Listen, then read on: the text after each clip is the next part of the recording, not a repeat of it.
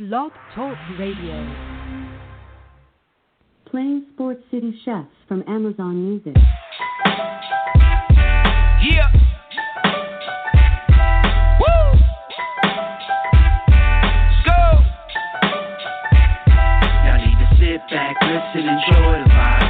Sip something, light it up, enjoy the ride. Cause the Sports City Chefs is on tonight. In the kitchen cooking up, they on the rise. Sports City Chefs, chefs. Sports City Chefs, chefs. Sports City Chefs, chefs. Sports City chefs. Yes, Lord, we got a brand new president. Joe Biden, we riding, I pray you heaven sent. Word from the wise, my people stay ahead of. Come on, I've been relevant, trying to survive the elements. It ain't no love in these streets, these dudes telling it. Case go from cold to hot, states evidence. Kaboom, Sports City Chefs is in the room. Cooking up hot topics to put up on your spoon. They well in tune, bloom like a flower in June. Superman vs. MF Doom, the clouds loom. So tell a friend it's the Sports City Chefs again. Pay attention, tune in, we on the set again. Sports City Chefs, chefs. Sports City chefs, chefs. Yeah. Cabby, Taj. Woo! Connecticut. Good evening, Sports City. It's your boy TP Tymeless back in the building here at the Cookout. Shout out to Power103Radio.com. That is the website where you can find us. I got my co-host with me for the evening, the villain himself, Barry Jordan. Welcome to the Cookout. How are you feeling this evening? Villain, lunch break, special herbs, fries in a sandwich, unleashed on the city, maximum damage. I'm feeling good. I'm great, man. How you doing, brother? We in here in the building, in the place to be. I done took off this blazer, loosened up the tie, stepped aside. The Cookout Timeless is alive. You already know how this is about to go down. We got another one of the co-hosts here at the Cookout calling out the Colorado mountain region. I got to get out there one day, somehow, some way. We got Big Easy, a.k.a. Eric Gross, in the building. How are you feeling? Welcome to the Cookout. What's going down, my brothers? I'm feeling great. We got the Cookout tonight on Power 103 Radio and SportsCityChefs.com. We got a great show tonight, gentlemen. Looking forward to it. And last but not least, after the healing, yes, Sports City, you don't even know how I feel about the healing that just went on in this doggone building. Like I got like a strength. Like I got a strength, y'all. We have Aaron Simmons, a.k.a. Sirius. Welcome to the Cookout. I hope you're feeling good today. I hope you're feeling fresh, better, revitalized. I mean, from the 412 to the 703 to the 757 to the 8. You know, I know all of area codes in Virginia. You know, I'm like ludicrous out here. I ain't playing. So how are you? Wow. You know, man, it's been a crazy day. You know, I said I want to say something clever. I want to say something witty, but for you know what? Good dudes, you know you love me like cook food, even though your boy Sirius got to move like a crook move. Tom Brady ain't the GOAT, no doubt. Let me stop, man. Anyways, your boy Sirius in the butter. What's up, man? That Sports City, man. This is what happens. Like I told you, y'all ever seen The Exorcist where we got? It's like I got the cross, right? I got the cross, right?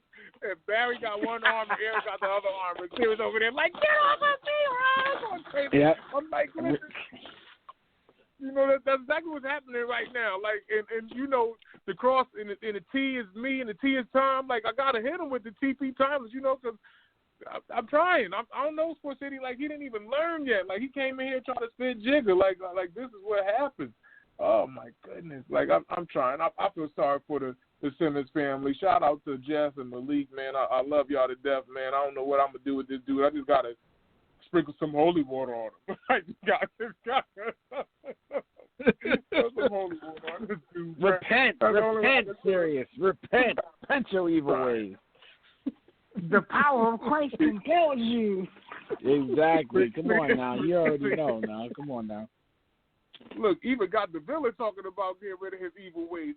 That's got the villain trying to go get on the good side. See, Sports City, it worked. Like I'm telling you, I did so much hard work to get the villain to turn this stuff around. Okay. Let me just chill. I'm getting hyped. Okay, so we ended the show yesterday on an interesting tune, right?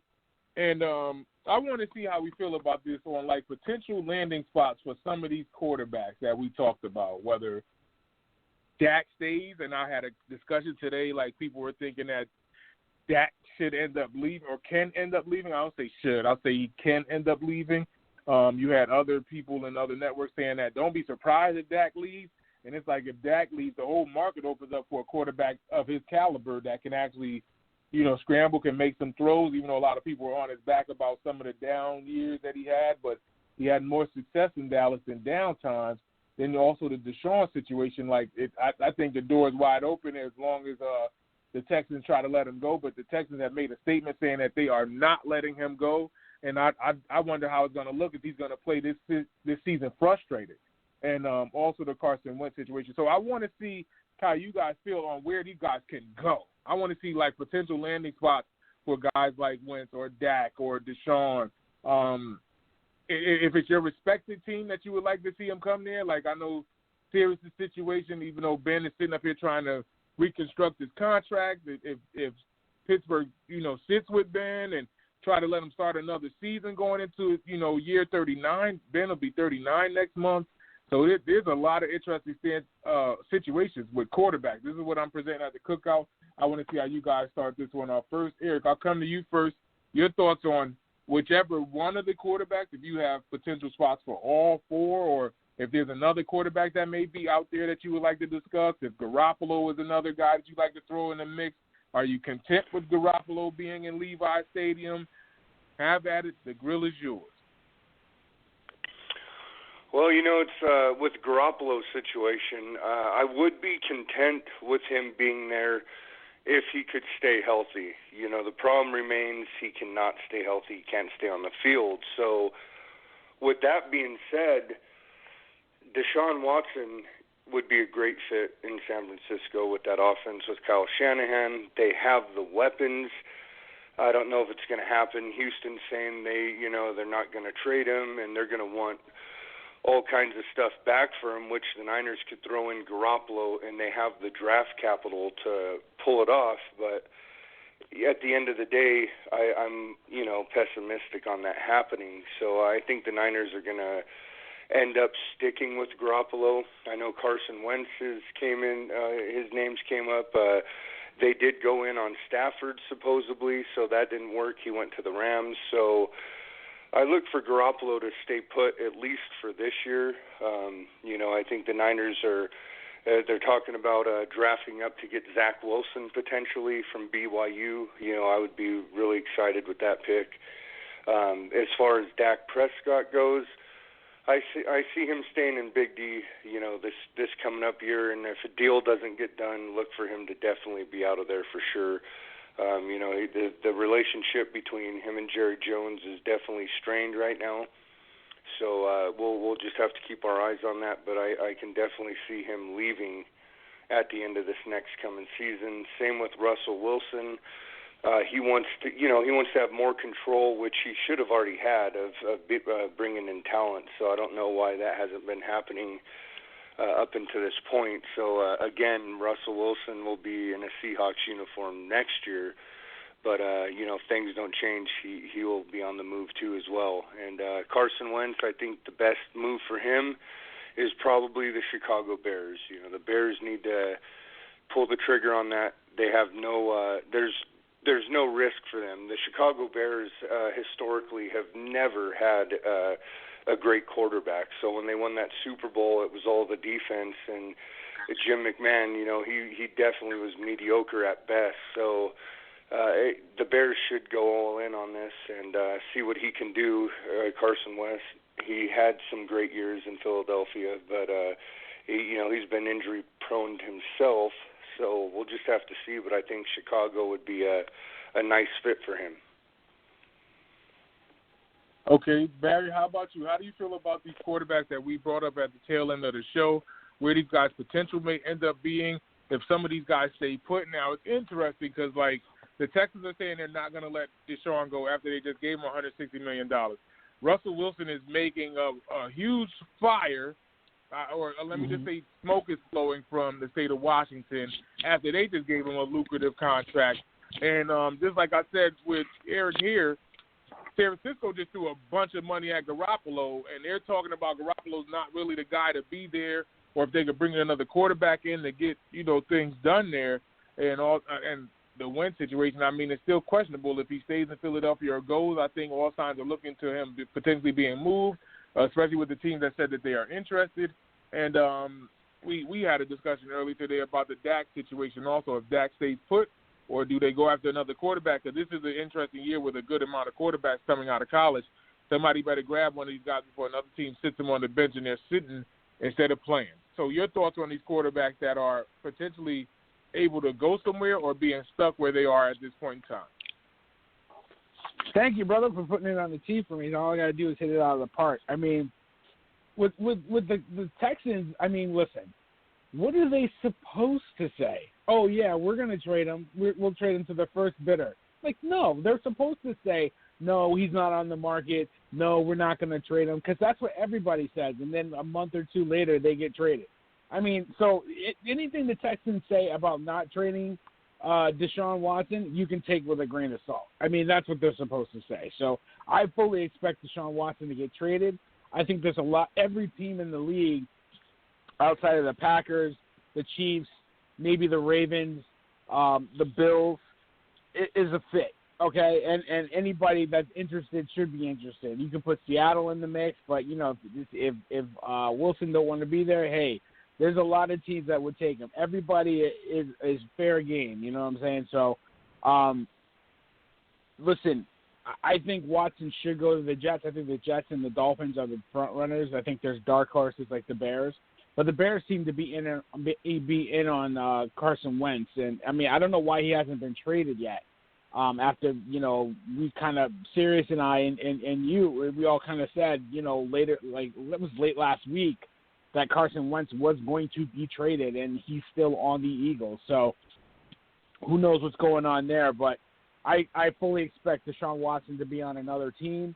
The Colts would be a good fit. I mean, but that's an interdivision team. I don't see that happening. I think he'll be a Jet. In my estimation, that's probably maybe a little New York bias, but the Jets and the Dolphins are the two teams that are make the most sense for both sides. So, and as far as Dak Prescott, I mean, how can you really come out and have a 32, 33 second hype video and not have your best player in the video? Disrespectful. I mean, disrespectful. And then Derek Eagleton came out today. He's the media director for the Cowboys. Came out and said that it was an oversight. I don't even want to, paraphrase what he said. This is what he said, TP. This is what he said, brother. This was simply an oversight that should have been caught and corrected by us. Anyone who's making it seem like the Cowboys decision makers use social media videos to make statements doesn't understand or take the time to understand how it all works. Trust me, there's no story here. Yes, there is a story here. You know what the story is? Somebody sucks at their job. Because how can you have your best player who's, coincidentally not under contract and coincidentally might not be on the team, not be in the hype video when you got DeMarcus Lawrence, you got Amari Cooper, and you got CeeDee Lamb in the video. But Dak Prescott, and I think, and correct me if I'm wrong, I don't want to overstep, but Ezekiel Elliott's not in the video either. Now, Ezekiel Elliott, the best run he had all year was to the bank to cash that check, because he hadn't run all year. So I understand why you had no footage to use of him this year. But, I mean, give me a break. Your two best players are not in the video. I mean, either somebody's incredibly smart or somebody's incredibly stupid. But I think at the end of the day, Dak Prescott is a Cowboy on a franchise tag. Maybe they get a deal done. I think I'll probably lean more towards the Cowboys because he's coming off an injury. Dak needs to kind of secure that bag a little bit more. So I think, betting on himself might have backfired a little bit. But at the end of the day, I think he remains a Cowboy. Carson Wentz, I don't think he's an Eagle unless they can't find anybody that wants him. I mean, I'm seeing people calling about Sam Darnold. I mean, for crying out loud. So if they're calling for Sam Darnold, I don't understand why Carson Wentz, if he's on the market, is still in an Eagles uniform come next year. What kind of really is crazy about this offseason, brothers, is that there's a lot of quarterbacks that could potentially be on the move. I think the over-under is ridiculous. Like, you could say maybe the line is 14, 15 quarterbacks. You could easily take the over and say there's a lot of starting quarterbacks in this league that will be starting for different teams come next year. So it's a carousel, and it's going to be interesting to see how the puzzle pieces move around. I mean, I'm looking at guys like that might be on the move, like Matt Ryan. Teddy Bridgewater probably will be on the move because, you know, those two teams will probably move on. I mean, Breeze will not be the quarterback. It looks like he's going to retire because he took that deal to basically have a minimum veterans minimum to signal the retirement. So they'll have a new quarterback. There's a lot of teams in this league potentially that could be moving on from the starting quarterback that they had in 2020. Serious, do you agree? Like, there's more than what I threw out there. That's at least with the extra two that Barry threw. That's like a good 7 quarterbacks that have a cloud and a light bulb over their head or a question mark. But your thoughts on the potential quarterbacks that could potentially be playing elsewhere, and do you think that other quarterbacks like Russell or Garoppolo, I really don't want to continue to say Watson. I really feel like Watson's going to keep, pandling smoke, if you will, to get out of Houston. But your thoughts on these quarterbacks that could potentially end up somewhere else? Okay, so, a couple weeks ago we went over this list. We played this game here on the network where we kind of matched the quarterback with the potential landing spot. So, for all intents and purposes, let's go ahead and take Matthew Stafford off that list. He's already been gone. Jared Goff off that list. He's already been gone. And so we have a plethora of other different quarterbacks. I think case can be made that all of them can be on the move besides Aaron Rodgers. We all know Aaron Rodgers isn't going anywhere. That we can put that to bed. Ben Roethlisberger is either playing in Pittsburgh or retiring, so he's not going anywhere. So with that being said, the Matty Ryans of the world, the Cam Newtons of the world, Tyrod Taylors of the world, Carson Wentz, who we're talking about here, Derek Trubisky, who's in play, Derek Carr, Marcus Mariota. There are so many, Sam Darnold. There are so many different players and so many different quarterbacks on the move here. And obviously, for the sake of keeping it a buck, I think Carson Wentz is definitely not going to be playing in Philadelphia next year.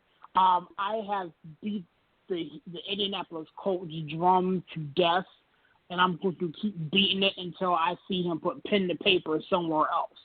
I just honestly believe that he had his best years under that system, and there is a quarterback vacancy there.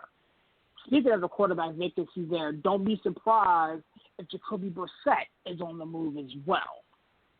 You know what I'm saying? This is a guy who, in my honest opinion, was really never given a fair shot at being the guy. He got the starting position when Andrew Luck abruptly retired 2 years ago. Played pretty well for that matter, and then all of a sudden the Indianapolis Colts go out and get Phillip Rivers, and he's back to number 2 role, coming in on gadget plays and doing goal line stuff for them. This man can play the quarterback position pretty well. And if you're going to make allowances and make room for Teddy Bridgewater, and if you're going to make allowances and make room for Tyrod Taylor, and if you're going to make allowances and make room for Marcus Mariota to potentially land a spot on another team to give a fair shake, then we got to sit here and make allowances and make room for Jacoby Brissett as well. Because if you looked up the numbers and if you looked at what he's been able to do with the limited time that he's had, the man has put up some solid numbers. So I think all of these quarterbacks are on play, and I didn't even get started to talk about what's going on, around the corner from me here in Washington, D.C. with the Washington football team quarterback situation. They just re-signed Tyler Heineke to a 2-year deal, $8 million to be a number 2. We don't know what they're in play on all of these quarterbacks. They struck out with the Matthew Stafford deal. Rumor has it that Ron Rivera and company have reached out and it's potentially looking at a possible Sam Darnold or Marcus Mariota or Derek Carr or something like that here in Washington. So the Washington football team is going to have another quarterback for all intents and purposes. We don't believe Alex Smith will be back playing quarterback there, so you have that situation to deal with. As the Carolina Panthers sold on Teddy, I mean, there are so many quarterback questions that need to be answered. Obviously, the big one being Deshaun Watson. I think he's on the move too. Barry hit the nail on the head. They can't come out and kind of show their hand. We want to trade him, this, that, and the third. So obviously he's unhappy. I think if it comes down to July, August, May, when the OTAs and training camp starts, I honestly believe Deshaun Watson is going to be a jerk. Is going to be that dude and not show up to kind of force his hand in the situation. He may go down to Mexico, tackle where Zeke was at, and train down there until the deal gets done. Because ultimately he doesn't want to be there. He's made it very, very clear that he doesn't want to be there. And I don't think any amount of reworking conversations, playing kumbaya moments, dinner, smoke, whatever you feel the need to do to get his attention, I don't think none of that's going to work for Deshaun Watson. He wants out, and he wants out right now. So at the end of the day, Deshaun Watson is going to be on the move, just a matter of where to. I think a bunch of these quarterbacks, Carson Wentz is on the move. We could talk about where to. Jacoby Brissett, I think, may be in play on the move somewhere. Where to? Derek Carr is a hot name. Where is he going? His backup, Marcus Mariota, he's on the move. Where going? It's going to be crazy, man. One thing I want to point out, I totally agree with you, Sarah. Sorry to cut you off, TP. What does this bigger picture mean? There's so many quarterbacks that are potentially on the move and so many teams willing to move on from their quarterbacks. The Lions were willing to give away assets, or the Rams were willing to give away assets to get rid of Goff. There's a lot of teams that are saying, you're good enough to be our quarterback, but you're not good enough to win us a Super Bowl, so we're going to look for something else, for something better. And even Andrew Luck is rumored to come back. There's a lot of flux going on with the quarterback position, and these teams are saying, if we're going to pay you $40 million a year, you better lead us to the promised land. We're going to find somebody else that can do it. Took the words right out of my mouth. Cut me off to get it out and everything. He is the villain, because I was really going to say he was really. Andrew Luck has actually been cited at talking with the organization, so I think he's trying to make a comeback. And I guess he might have gotten the itch to want to play again, and that makes it interesting. Because does he come back to the Colts and take over his team, which is kind of already made for him? And how does he go back into that locker room? How do the players feel about him? That makes it very interesting to throw that name back in the hat. And just looking at Indianapolis, it's like they were a playoff team and had Phillip Rivers for a season, and they were close, and they could have had a drive that could have got them to another round. Can Andrew Luck come back and get these guys over the hump? Because he was one of those early exit type of quarterbacks while he was with the Colts too. So there is a lot of different scenarios that we get to address. But I don't think Andrew Luck coming back is a smart move. I really don't. And and I'm gonna be honest with you, these quarterbacks and these players, that take time away. Look, Gronk, in my honest opinion, really lucked up. You know what I'm saying? He got to call his shot. He came back, went to Tampa Bay, and got himself another Super Bowl ring. Andrew Luck, let's keep it a buck. This dude stayed hurt. And the reason why he retired wasn't because he, need wants more time with his family. He did not want to go through the grind and the physical rehab process time and time again. I think if I remember correctly, the quote was, "I just can't do this anymore. This hurts." So I understand that, you get the itch and you want to see if you can scratch that itch, whatever. But in my honest opinion, the game didn't change. You know what I'm saying? This is the same football game the football that you left 3 years ago, bruh. And I understand that, maybe your pockets is feeling kind of light or whatever. You miss being on the TV, whatever. Dude, go in the broadcast and call Tony Romo, hire his guy, let that man get you the Tony Romo deal, and go into CBS, Fox, or wherever you need to go and scratch your itch that way. I cannot see Andrew Luck back on the football field because, honestly, he left too long. He left wrong. A week and a half or whatever before the regular season starts, you just tell your people, yo, I'm done. I can't do it. I don't want to do it. You quit on your team. I mean, I think it was a physical thing, though, serious. Like, I don't think he quit on his team to quit on his team. I think this guy had a ruptured spleen. He had a ruptured spleen. Yeah, I would say.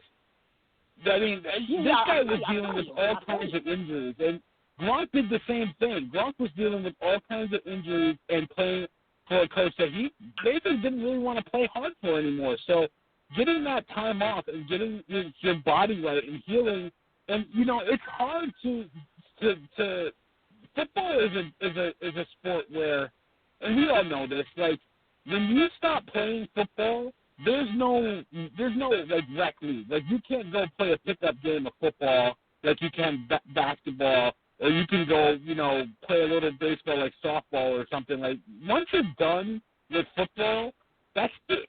You're done. So when you're young enough and you think you can make it back in the game, like, you might want to scratch that itch. I mean, I agree he left the wrong way, but I think all will be forgiven because he's a tremendous quarterback, and I think they understood what he was dealing with. Here's the thing, like, to go back and forth with you for a second, then we can move on and do whatever else we can do. The difference between Gronk coming back and Andrew Luck predictions coming back is Gronk plays tight end. Andrew Luck plays quarterback. Like, Gronk played maybe half the snaps that the Tampa Bay Buccaneers had because of the rotation. There is no quarterback rotation. You know what I'm saying? So Andrew Luck, again, with the ruptured spleen and the shoulder and the concussions and everything that he went through, going back to Stanford when he played ball in Stanford, you know what I'm saying? Going all the way back there, you know what I'm saying? He dealt with injuries back there. So again, I think Andrew Luck, you understand, like you alluded to, there is no rec league. You can't go out there and play semi-pro and risk not being hurt or anything like that. Take it from somebody who plays semi-pro ball. You get smacked at semi-pro ball too. You know what I'm saying? You can't go out and do anything like that. So listen, bro, I understand, but stay gone. Like Jason Witten retired, and then unretired, and he didn't look right in the Dallas Cowboys uniform that last year. He didn't look right in the Oakland Las Vegas Raiders uniform. Stay gone. Go in the booth, do what you got to do if you got that extra scratch. Power 103 Radio with the Sports City Chefs. The call-in number, you already know how this go down, man. I'm feeling some type of way. But this is interesting, right? Because looking at Andrew Luck, right, because he could only come back for a championship, right? That's the only thing I could think of him coming back for. It can't just, I'm going out here to play ball. At the point in time that he was playing, it was like, I'm one of the most sacked quarterbacks in the league. It's like, can he come back and get them to the second round or maybe an AFC championship? Like, there's studs around him now. Like you got to worry about Kansas City again after this bitter loss that they taken. You got to worry about Lamar Jackson and the Ravens because he has a point to prove to get over the hump because they're saying that he can't throw the ball and things of that nature. He has a point to prove. And then you got Tannehill with the Titans and myself calling Tannehill out. Like, I don't really think the success is on the arm of Tannehill. I think it's more on the back of King Henry. So it's like, there's other people out there that don't think Ryan Tannehill should be running the show, but he had a good season last year, but got into the postseason and fell apart. So there's a lot of teams around him, let alone within his own division. And just to include a situation with the Houston Texans, depending on if Deshaun stays there or not, or if that defense turns things around, which I doubt that they could turn this around, or I doubt if Trevor Lawrence could turn the Jaguars around. I really do. But if he could come in and then get them to 8-8 like this, it'd just be incredible to be around him. Just looking at the Luck situation, like Luck makes this interesting as another name to throw in the hat because of what he mentioned today. I try to set it up to put the Luck situation, but here goes the villain still in the thunder. But anything else that we would like to address before we get away from it? I'm good. I just think there's a lot of. I just want to emphasize the idea that there's a lot of teams willing to say you're not good enough. I need better. That's essentially what every team that's at calling for any quarterback that's available. They're reshuffling the deck and saying, you may be my starting quarterback, but you're not good enough to win me a Super Bowl. I need to find somebody better. Either that's in the draft or somebody's junk is another man's treasure. Like, that's what we're seeing in this league right now.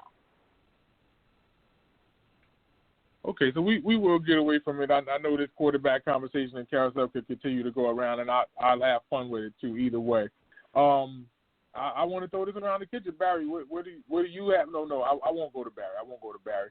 Serious. What do you have to throw on the grill for the evening?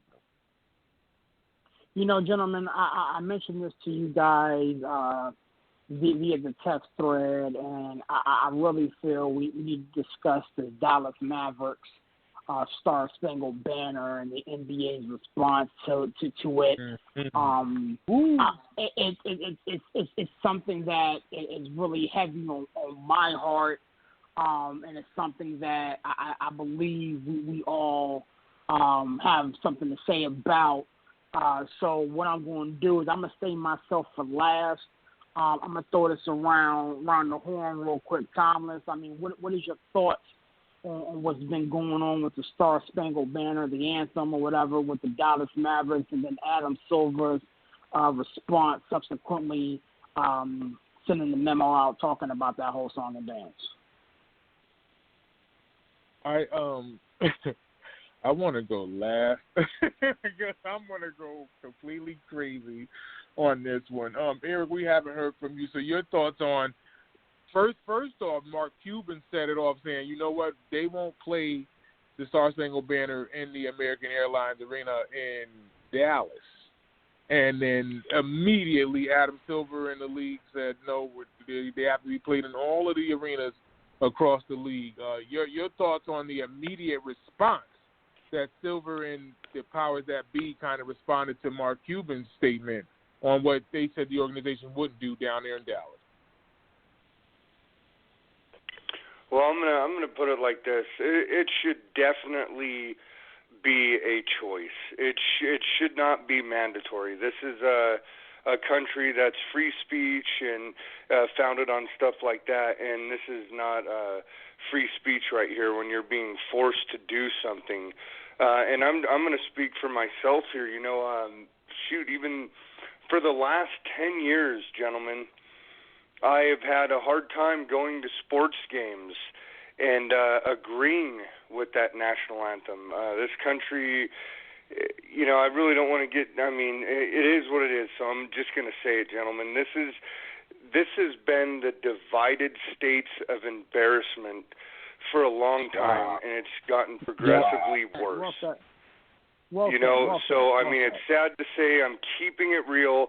And going to the games with my daughter, it's like we were not wanting to stand a long time ago. Did it out of respect. One time we were sitting down and people were all like flipping out on us about it. Like, so, did it just to appease people, but didn't agree with it. So, it is what it is. If we have the right if we want to stand for that or go along with that, And Adam Silver coming in and saying it's mandatory, it's pretty ridiculous to me.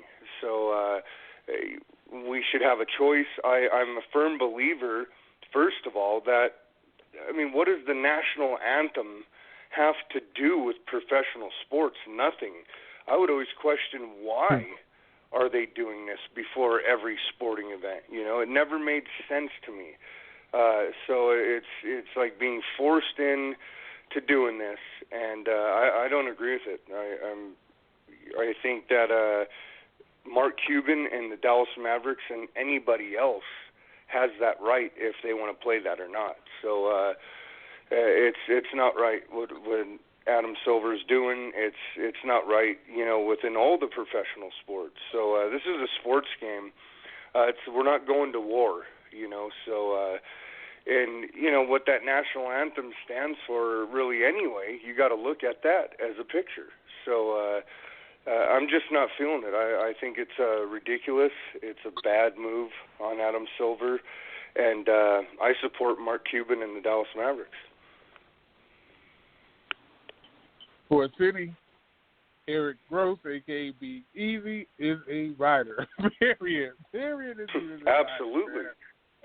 I support it 100%. I already seen the dude in action in the bright lights of Vegas, so I already know that everything he say is real. Barry, your thoughts on this situation? How do you feel? Because I'm ready to go off the hinges off of this one, because it's a very interesting standpoint, and it kind of, how do I say it? Like, now I'm going to wait till I rant. I want to wait till I rant before I do this. Your thoughts on what the league did with the national anthem? I want to take my time on this too, TP, because I want to, you know, catch my words very carefully. First of all, I don't agree with what Adam Silver did. I applaud Mark Cuban for standing up to an unwritten rule that was only written to, how can I put this? It was kind of, you know, listen, the whole national anthem thing came up because of 9/11, and we wanted to unify the country around a symbol, and now that symbol, to Eric's point, has divided this country. It's almost like you're to be patriotic is almost un-American. And I'm going to get a little political here because that's why this whole thing has come up. It's like if you walked around for the last 4 years, since 2016 to 2020, with an American flag, you almost look racist, okay, in this country because of what the people that are they're using patriotism and pro-America to push their ideas of MAGA on you. That's what's been happening, okay? I'm going to be completely a buck, okay? So in sports, we have never really – it's never been mandatory to put the national anthem on before a game. In the Olympics, it was because you're representing your country against other countries in a world game, okay? So the Olympics was the exception.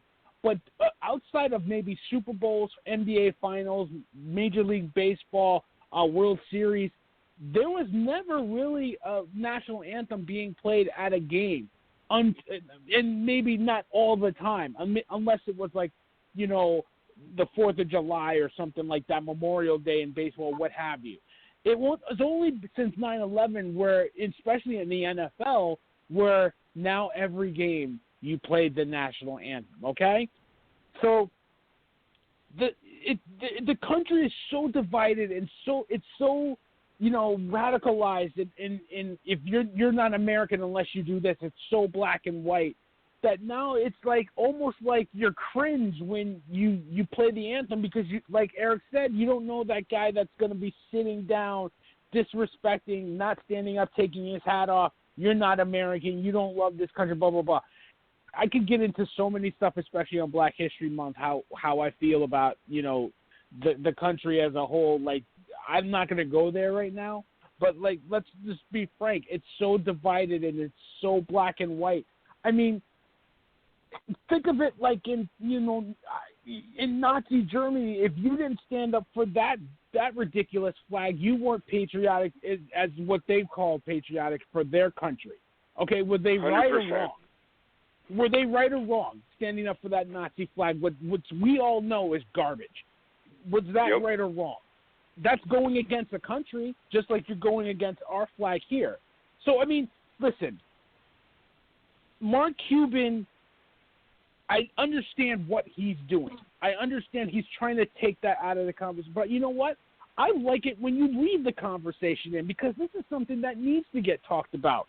Like, I've been asked by my company to do what I feel about Black History Month and how it affects me, and I'm going to go real hard. I'm going to say, you know what? That it's not Black history, it's our history. This country was built on the backs of slaves, free labor for years. All these people that got rich off of free money. Okay, does that make this country better for me? For anybody else? Thank you, Mark Cuban, for bringing that conversation to the forefront. But I think there's more conversations that need to be made. And Adam Silver trying to make people respect the flag. I get it, because I have family that served in the military, in the white man's army. I'll say it. But you know what? I listen, I respect anybody that died for this country. Don't get me wrong, okay? Because it's more than I would ever do. I wouldn't. I want to keep my life. They fought for this country. They fought for everything that we have here. But to force this down our throats is, I don't know. It's counterproductive. That's all I'll say. That's all I'll say. I don't even. It's interesting because everybody's getting their good. I don't even want to call it takes. Like, this is like real genuineness out of each individual here. And yes, sir. This is a crazy situation that we're in, because I was just talking about NFL quarterbacks, and we talk about one that just retired and came back, or is trying to come back, in Andrew Luck, and how he gave up on his team or whatever, or, more or less behind the injury history, things of that nature. But he's able to come back, and people are assessing the situation. Well, now you got a situation with Colin Kaepernick being probably the forefront guy, or the martyr of this situation, with people taking a knee during the national anthem, because if you look at the national anthem, they're not telling the truth. They are not telling the truth. If you look at the history, of the Star-Spangled Banner, you're not hearing the real Star-Spangled Banner, people. You're not hearing the real Star-Spangled Banner. Like, that is next verse. A song. Right? See? Mm-hmm. See? It buries people. If people don't want to hear that, they don't want to think about America's history, and I get it. Everybody that's here breathing on this earth wasn't here back then in the 1800s. If you are, then you're, like, historic. Like, you should be in the Ripley's Believe It or Not, or in the Guinness Book of World Records or something, and I get it. You know what I'm saying? But other than that, everybody here wasn't living it. But your family lineage has something to do with it. So it's like, to wake people up to it, it's like, okay, let's have an understanding right now. We went through a whole year of 2020 where we've seen what they used to do in the 1800s to our people, to black people. You know what I'm saying? Since this is Black History Month, I could do that. You know what I'm saying? But, like, and this is something that Colin Kaepernick took the knee for. So we all had a general understanding of what's been going on, that people turn a blind eye to, things of that nature. Mark Cuban, I'm not going to lie, I am nowhere near a Dallas Mavericks fan, just because of the rivalry, because the Thunder, you guys share the state line, and I'm still bitter about the 2011 Western Conference Final, and they took out a young KD and Russ. You know what I'm saying? So I feel some certain type of way. You know what I'm saying? But I love Mark Cuban to death. Every time I see him on TV, it's like this dude is trying to create something for other people, whether he's on Shark Tank trying to make stuff happen for other people, whether they're black, red, white, yellow, green, it don't matter what color they doing, he's trying to do something. And what took the cake from me for Mark Cuban is he went to a doggone gas station and picked Delonte West up off of the streets and put him in a rehab. Now Delonte is feeling better about himself. He's mentoring people. He's even putting jump shots up. Like, Delonte feels better about himself. You're telling me that he's trying to find an even keel line within his organization to be like, stop it. Enough is enough. I know that there's more here. In a state where we know that there's racial tension in the state of Texas, he's trying to build change, And then all of you with the powers that be, basically the owners, I'm calling out every last one of you. I don't care if you are Clay Bennett with Oklahoma City. Like, every last one of you probably put the pressure on Adam Silver because, you know, Adam Silver is pro-fight. Like, he's for the fight. You got him to bite the bullet and say, you know what, no, we're going to do it all across the board. It's mandatory. Like what, Adam Silver, you just fought all last year with Black Lives Matter on every court. You really did that. Now you biting the bullet and going back because what, they're forcing your hand? What happens with it? You might as well give Sterling his team back. Why don't you give Donald Sterling back to Clippers? Just get Ballmer out of there. Give him his team back because you basically made him sell it because he was pushing the wrong agenda.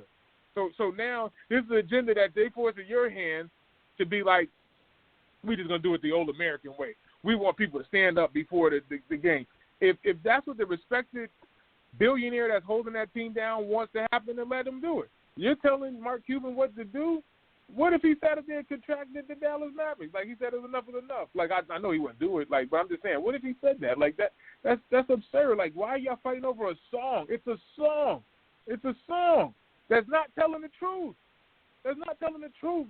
Like, I could go historical situation through historical situation. I had to be woken up by an individual like 2 years ago about like what the 4th of July used to mean in America in the 18 and 1700s. That was a day that they used to hang black people. I want y'all to think about where America's been and where it is now, that they can't do that type of stuff now, but just think there's some people that have that mindset, that have that nastiness in their body, and you're worried about a song over humanity, over people that are dying unjustly.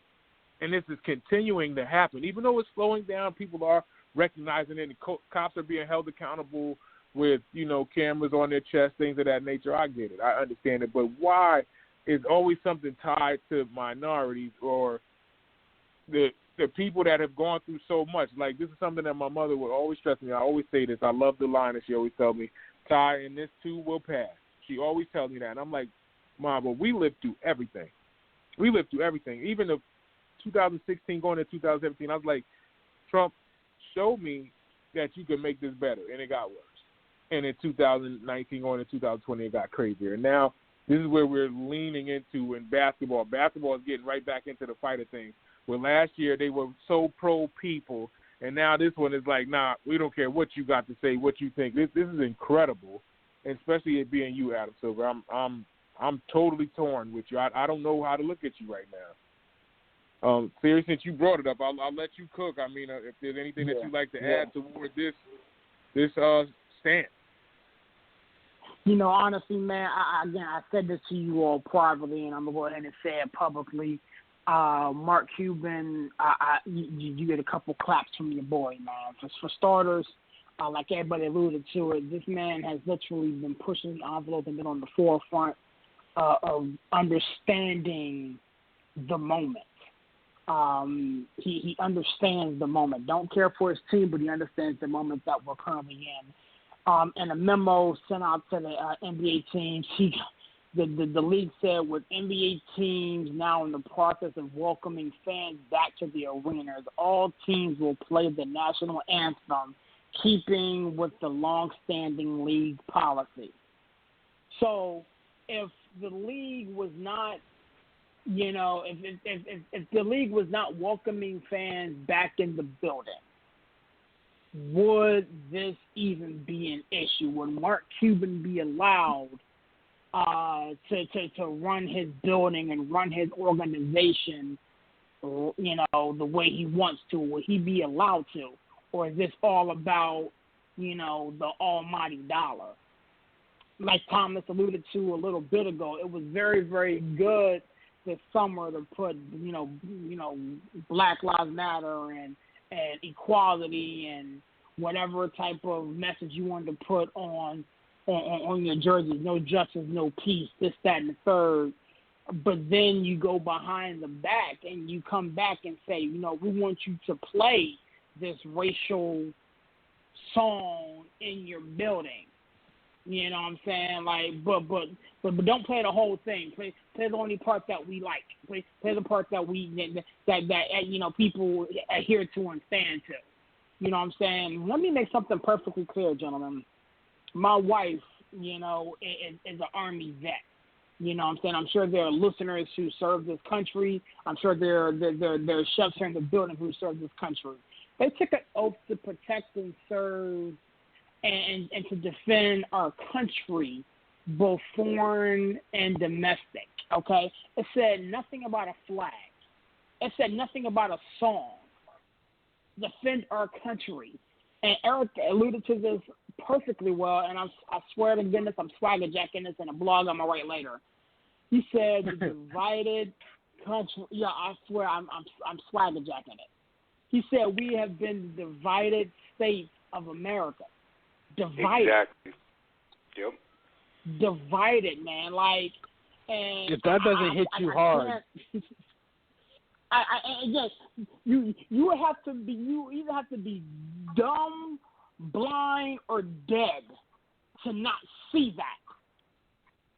You would either have to be dumb, blind, or dead to not see it at this point. You know what I'm saying? I'm not going to come in here and do the whole, you know, Black Lives Matter thing, and, you know, I mean, again, I'm with it. But if you Google is free. Google is free. Keep in mind, the Dallas Mavericks have Cynthia Marshall as their CEO, an African-American female. Mark Cuban brought alongside with him an African-American female. So, again, with the Dallas Mavericks being in the forefront of this whole ordeal, what the actual heck is the NBA doing right now?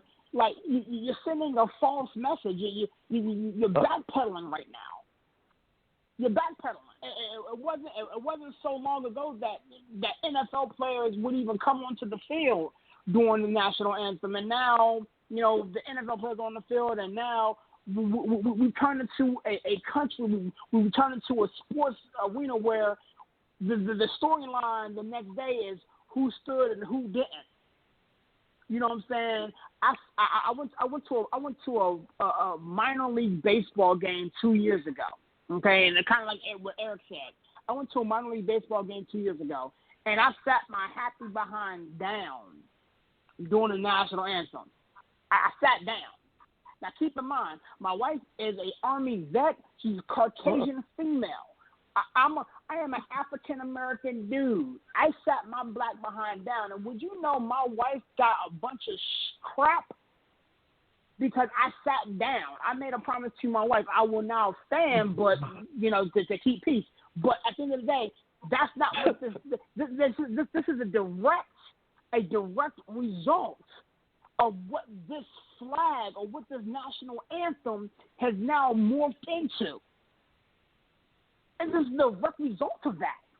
And so, again, salute to Mark Cuban for attempting to change the narrative, to attempting to do something different, for attempting to inflect and to impose radical change to his organization in hopes that it will catch like wildfire to others.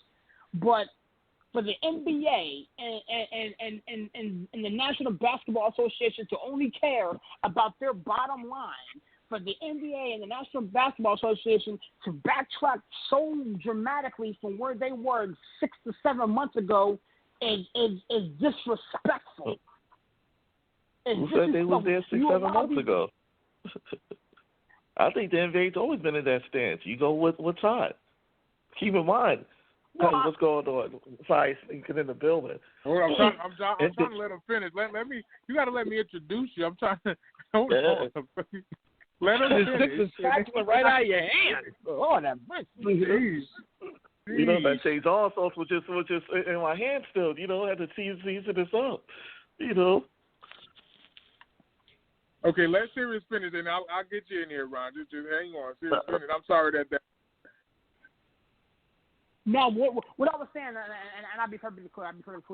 For them to kind of backtrack, so to speak, and allow these players to put, you know, Breonna Taylor and George Floyd and this, that, and the third. You got Jamal Murray wearing custom shoes and this, that, and the third. for equality and peace and harmony and this, that, and the third, and you're forcing an organization to play a song that negates that, it's problematic for me. But go ahead.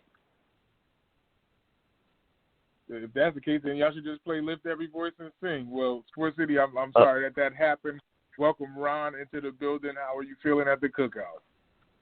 Hey, I'm fine. I figure, being able to play hooky from work is, so let me check on what's going on in the kitchen. And my God, ain't your mama, Uncle Ben's being tossed out? And I was reading up on this Mark Cuban situation as we speak, But a little backdrop, you have to say, if you take it back, Mark Cuban has always been the Maverick owner, but the NBA kind of had to help him clean up his situation with all the coonery that was running amok prior to him hiring a woman at that high level. He had to foot the bill of $10 million to handle the women's, before the Me Too movement, with all the chaos that was going on, which I'm sure wasn't the only NBA organization with that coonery going on at the top. Trust me, I'm a Knicks fan. We know this. So Mark Cuban, unlike most owners, will address issues head on, whether it be bad calls against his team or even serious issues. But you have to say, this is Texas. This is Texas, and you got a league that's still 70% black. Most of their revenues coming from overseas. Now we going forward, we kind of know the reason they pulled back from China wasn't because of trying to blame the Houston GM, talk about we respect human rights over here. Then they try to blame him for the whole saga with China. They kind of knew about COVID then, and I think quietly pulled the players back. That's just my theory. That's my theory. If you want to go with the flag, that's always been a propaganda trick, even since silent movies. How do you get recruits to join the military? Music, movies. So with Texas, that's what Mark Cuban's going to deal with. Now he's going to take somehow they're going to pull him in. But Silver we'll see how this is going to go. You gave them freedom of speech with the Breonna Taylor list. Now as we trying to get people back in the building, you see what happened in Atlanta with LeBron and right. Courtside Karen. So, no. Now, Courtside Karen's blowing up. Now she's getting offered porn jobs. I'm like, exactly. That's convenient. Come on. So maybe it's a good thing fans is home. I'm sorry, maybe it's a good thing fans is home. But I always tell people, if the flag brings that much emotion out of you, I remember I got photos of it to me. I had my Mahmoud Abdul-Rauf jersey back in 94, 95. I was at a Yankee game after the lockout. I got bad feet. I ain't stand. And to keep sitting, that's what it tells. I don't say you have to sit and cause a commotion, but I had my Mahmoud Abdul-Rauf jersey on that time. Rocking the Nugget jersey, holding it down, and I ain't budge. But I don't have to cause attention myself. I'm not going to stand. I'm not going to stand. But if it becomes who's standing, who's not standing, who's going to play the anthem, now you're going to have an owner. Unlike the NFL, you might not have an owner that's going to double down. Someone's always going to double down. As you saw what happened with the WNBA when the sisters took a stance against their owner in Atlanta who's running for governor. She's running on one policy, and she has a WNBA team, and the sisters spoke out, and she lost the election. So people need to revisit the 60s. It's getting back to Senator. The 60s, and it's getting back to the 60s, and we'll see who's fake woke, who's still asleep. As you got the brother trying to the brother out in Michigan. We go through politics. He's against Black History Month. If he's elected, he's going to abolish it. So oh my God, I seen that. This is crazy. Yeah, so besides the case, I always have to keep people informed on both sides, stuff that slides under the radar. But Mark Cuban, he's built for this. But there's always going to be who's going to also help support his cause and who's going to fall back. Because these owners, they all sit at these meetings. Now is the pressure going to be on Mike? Michael, you going to play the song? You don't want to get into that whole Taylor witchcraft hunt. Well, how come Mike's going to play the song? He's in North Carolina. They still got LGBTQ issues. That's how they lost their All-Star game. So it's going to be quite interesting. So I just came to give a shout-out. No, go ahead. You can't even give a Nah, shout I out. just came to give a shout out to the grill. I'm supporting your movement going forward. And y'all be safe tonight. For sure, man. Thank you for all of that, man. And that's another person that I'm looking at. Is what is your cousin doing, Barry? Like, what is Mike down there doing? Like, Mike ain't saying nothing. Like, Mike stay quiet on a lot of these issues, man. It's like, come on, man. You are the hero of the sport, dude. Speak up. Like, but I don't want to hold his feet to the fire on that. I don't want to hold his feet to the fire. But it's like, come on. Like, hell, you going to leave Mark Cuban standing there by himself? There's no other owner that's going to speak out like that. Every owner in the league just going to let it come to him how it is. It's like, enough is enough, man. Like, and this is America, man. I don't know what to say. This is the topic that burns me, man. I don't like getting into these how do I say, like, these perspective situations and how things are supposed to be handled. But at the end of the day, like, what? Let me ask people this: like, when they're sitting at home, like the Super Bowl just took place Sunday, when the national anthem was being sung, did you guys stand up, take your hat off, and everything, or did you sit your tail in that seat and eat chips, dip, and everything else that you had at the spread for the Super Bowl? Like, you didn't stand up. Like, I know you didn't stand up. I could care less. Or if you did, you're one of probably like 27% of the Americans that stood up in their living room to watch the doggone Super Bowl. Like, stop it. Like, enough is enough. Enough is enough. Okay, so Power 103 Radio with the Sports City Chef. You had to get that out. I'm so emotionally torn. It's heavy how America is right now. I don't know what else to say. It's still the best country. It's still the best country. Don't get it. Yeah, and I just wanted to touch on something too, Ty. You got to look at what this country does. This is a country that incarcerates. It has more of its population incarcerated than the whole world combined. So I mean, it's there's a lot of changes that need to be made. So. I like what everybody had to say because what we just talked about here, folks, is 100% facts. If you're scared, go to church. Yep. Or go get a dog. Somehow, Listen, somehow Dirk the Winston's going to get credit for this. Because he's married to a sister with a dashiki. Somehow Dirk's going to get credit. Yeah. For real, he married a sister from Africa. His wife is from Africa. And he followed Dirk. Listen, Dirk followed her heritage. He got married under her perspective, and he's a multi-million-dollar dude. Like what? I'm like, Dirk is a brother. Like what? Yo, that's love. We ain't gonna mention he's German. My man left the cookout with a styrofoam plate. You know, so I knew he was a brother then. Man. He left the cookout, the little party with a styrofoam plate. Yo, you invited to every cookout. You want to change the narrative. Went from German to dashiki.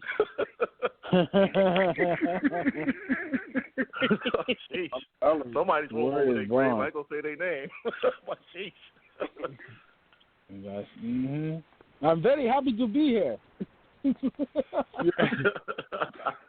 Now we can get rid of Clive Owens. Clive Owens, you can leave.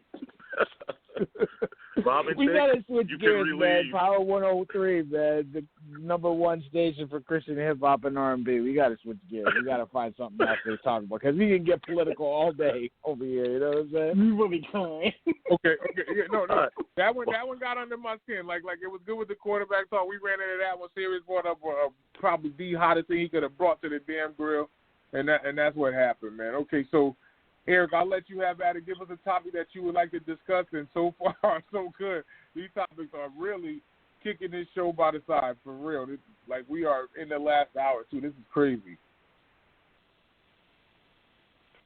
I wanted to get back on the Deshaun Watson a little bit, because Barry brought up that, you know, even though the Texans are saying they're not going to trade him, but bringing up the point that that's what, you know, that's just what they say. So I know we threw a few teams out there.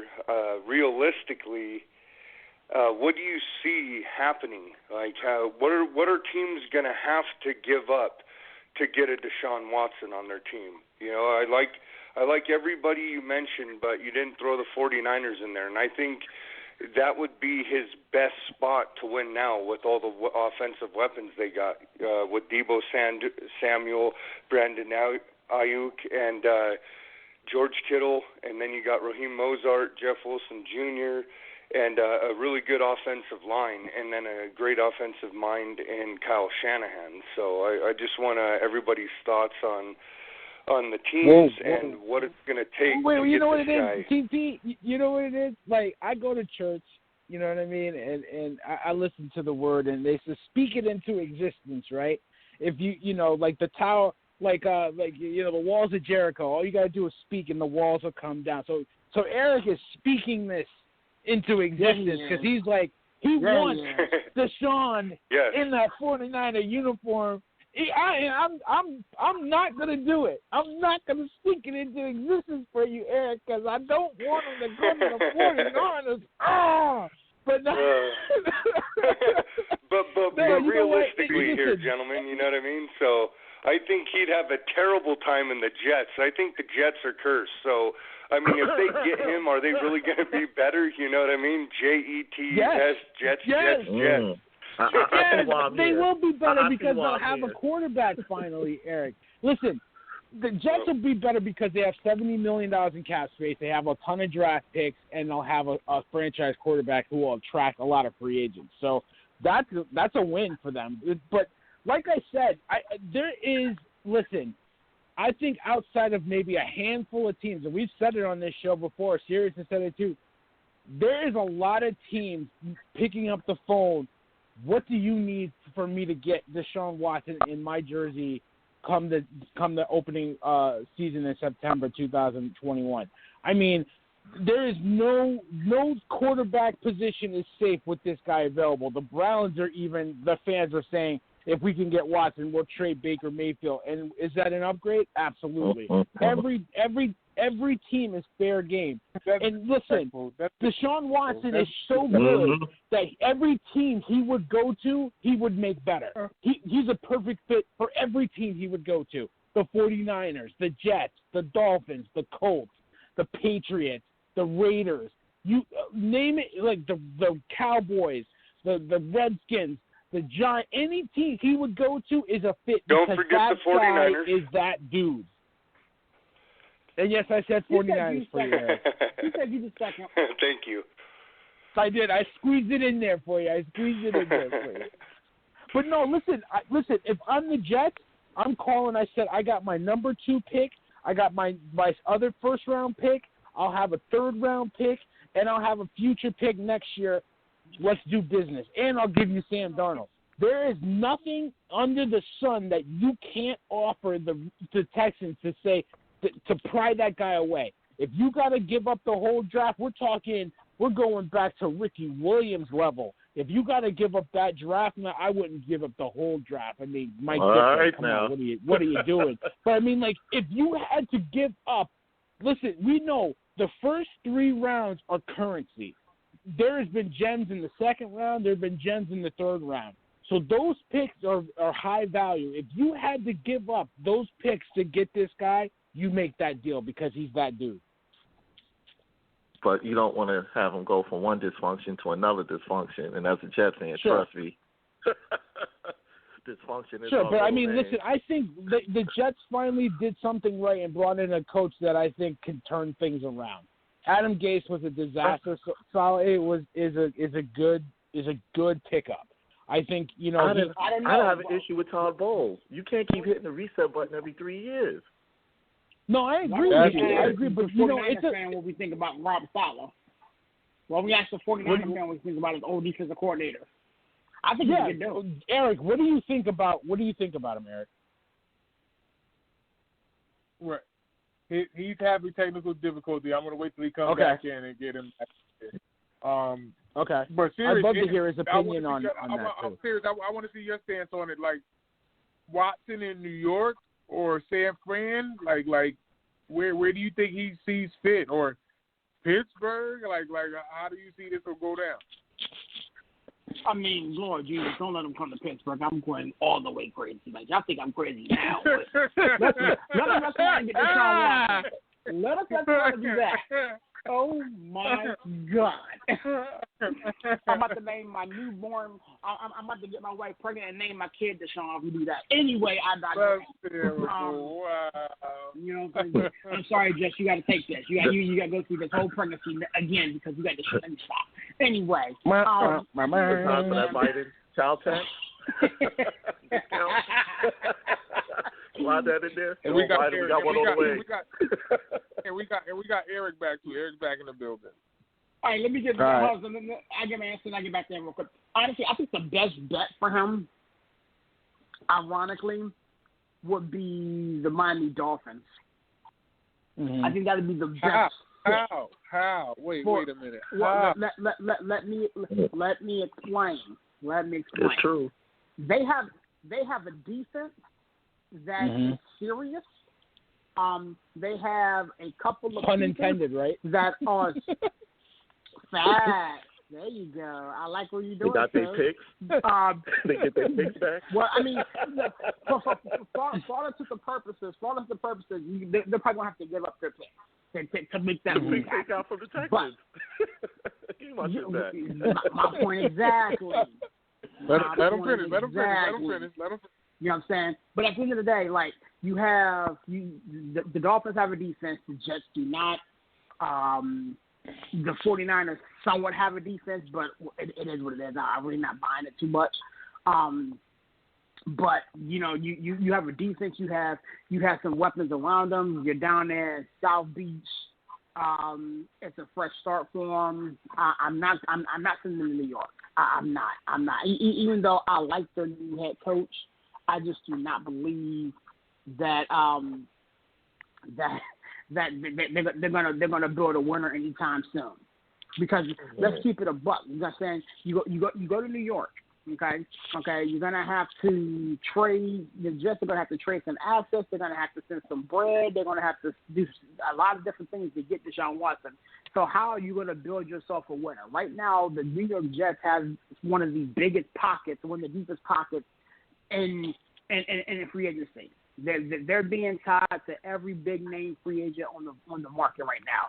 If you go get Deshaun Watson, that's going to cost you draft pick assets as well as financial compensation, et cetera, et cetera. That takes a significant dip in your ability to go get an Allen Robinson, to go get a Juju Smith-Schuster, to go get another receiver, to go get pieces that help your team get better.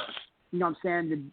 Besides, their defense is bad. I mean, Solomon, you know, he did work out there in San Fran, but those guys ain't coming with him. So I think his best bet is in Miami. Miami still needs weapons, though, seriously. I mean, outside of Devontae Parker, they don't really have a true number one. So they still have to get weapons around Deshaun in Miami. I think, listen, it's a good organization so far. Not bad. Really good head coach, good defense, but I think they still need some offensive weapons to go along with Deshaun Watson. And I think the Jets would have cap space to absorb that contract and be able to sign a receiver or two. So I don't think they're that far away. Here's the funny thing. Could you imagine Josh Allen and Deshaun Watson in the same division? That'd be fun. I mean, it's almost like imagine the games they play.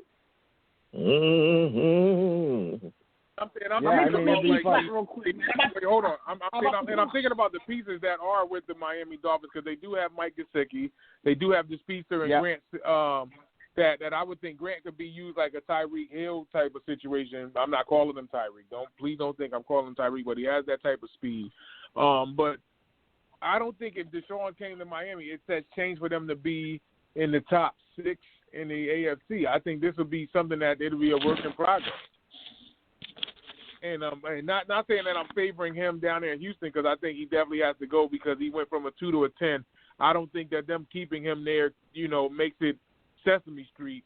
I think it turns into Elm Street. You know what I'm saying? So I just want to see how they do handle this at the end of the day. Like, and to me, I would rather see him go to a team like maybe Pittsburgh or San Francisco just to try to throw those two teams in there as quick as I possibly can because San Francisco, I don't think that I see them winning with Garoppolo.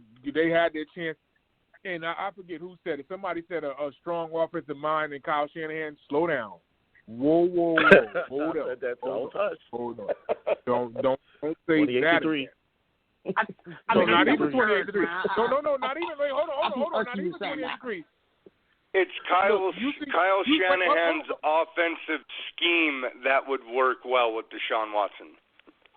Okay, because not only with 28-3, you forgot what happened in the last Super Bowl where they started passing the ball instead of running the clock out, and Kansas City would have been two-time losers instead of having a Super Bowl win because that running game was killing them. Exactly. And that's that offensive. He went away from what was working. We were running him wild, and he stopped doing that. I'm helping you. I'm trying to help you. With, unless you said it. You said he was a strong offensive mind. I hope it wasn't you. I meant to say his offensive scheme. Okay. The way his offense. I got you. But you know what? I'm sorry. TP, what do you think? I think a dark horse in here. Two dark horses are the Redskins and the Eagles. If the Eagles are really trying to get rid of Wentz, why wouldn't you trade Wentz for Watson? Because you got controllable talent there with Jalen Hurts. Like, I mean, I get you in theory, but here's the thing: like, if you trade Deshaun Watson for Carson Wentz, that's like it's like you have another contract to absorb. You know what I'm saying? So you trade Carson Wentz to the Houston Texans, you pick up Deshaun Watson. Both guys just got massive deals, so the Eagles are going to have to absorb that contract. And Jalen Hurts proved that he can get the job done, on a rookie deal. So you move Carson Wentz, take whatever you can, or get that off your books, and go out and build your offensive line and put some pieces around Jalen Hurts, to help the squad. So I don't see the Eagles being a potential landing spot for Deshaun Watson at all. What about the Redskins? Washington's going to have to give Washington football team. I'm an NFC East guy. It's hard to get out of that mode and just say Washington football team. Here's the deal. If Washington is gonna go land Deshaun Watson, they're gonna have to do something that I believe that they're never done before. They have to, push all their chips in the middle and just go for broke and pray, to the God above that he that happens. Keep in mind, Deshaun Watson has to agree to where he goes. He has a no trade. Yes. So he has to agree to where he goes. And so if you're looking at Washington, okay, let's play this out. Washington has a great defense. Right, cool.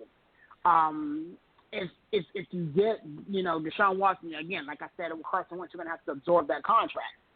So what does that do for you financially? Keep in mind, they need another receiver. They need some offensive line help. They got to figure out what they're doing. If they're going to re-sign Brandon Sheriff, if they're going to sign Chase Rouvier. You know what I'm saying? Plus they have a pick. So again, for all the purposes, if you get Deshaun Watson, that first-round draft pick, I think they got picked like 19 or whatever. That's gone. That's going to Houston. So they're not going to have a first-round draft pick. So that takes them off the board there. Now, what do you do via the draft? I don't think that Deshaun Watson would okay himself to come to D.C. Now, keep in mind, if he does, so be it. I live literally right around the corner from where the Washington football team's headquarters is. I will see him in Walmart, dap him up, and say, what's up. But I don't see him coming here. I don't see him coming here.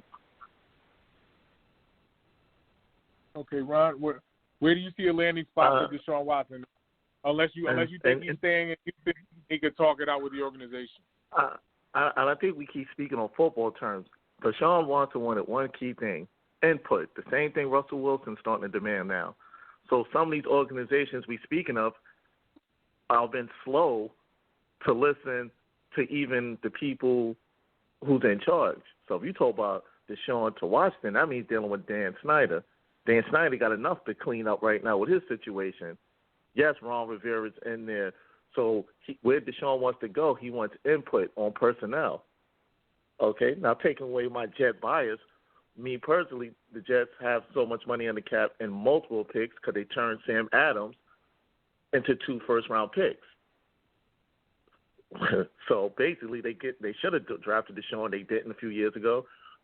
You look around the landscape, the Matt Stafford deal changed things now. So if you got all them picks for Matt Stafford at 32 years old and took on a bad contract at Jared Goff, and what my man The Wire said, the price of the brick has just gone up.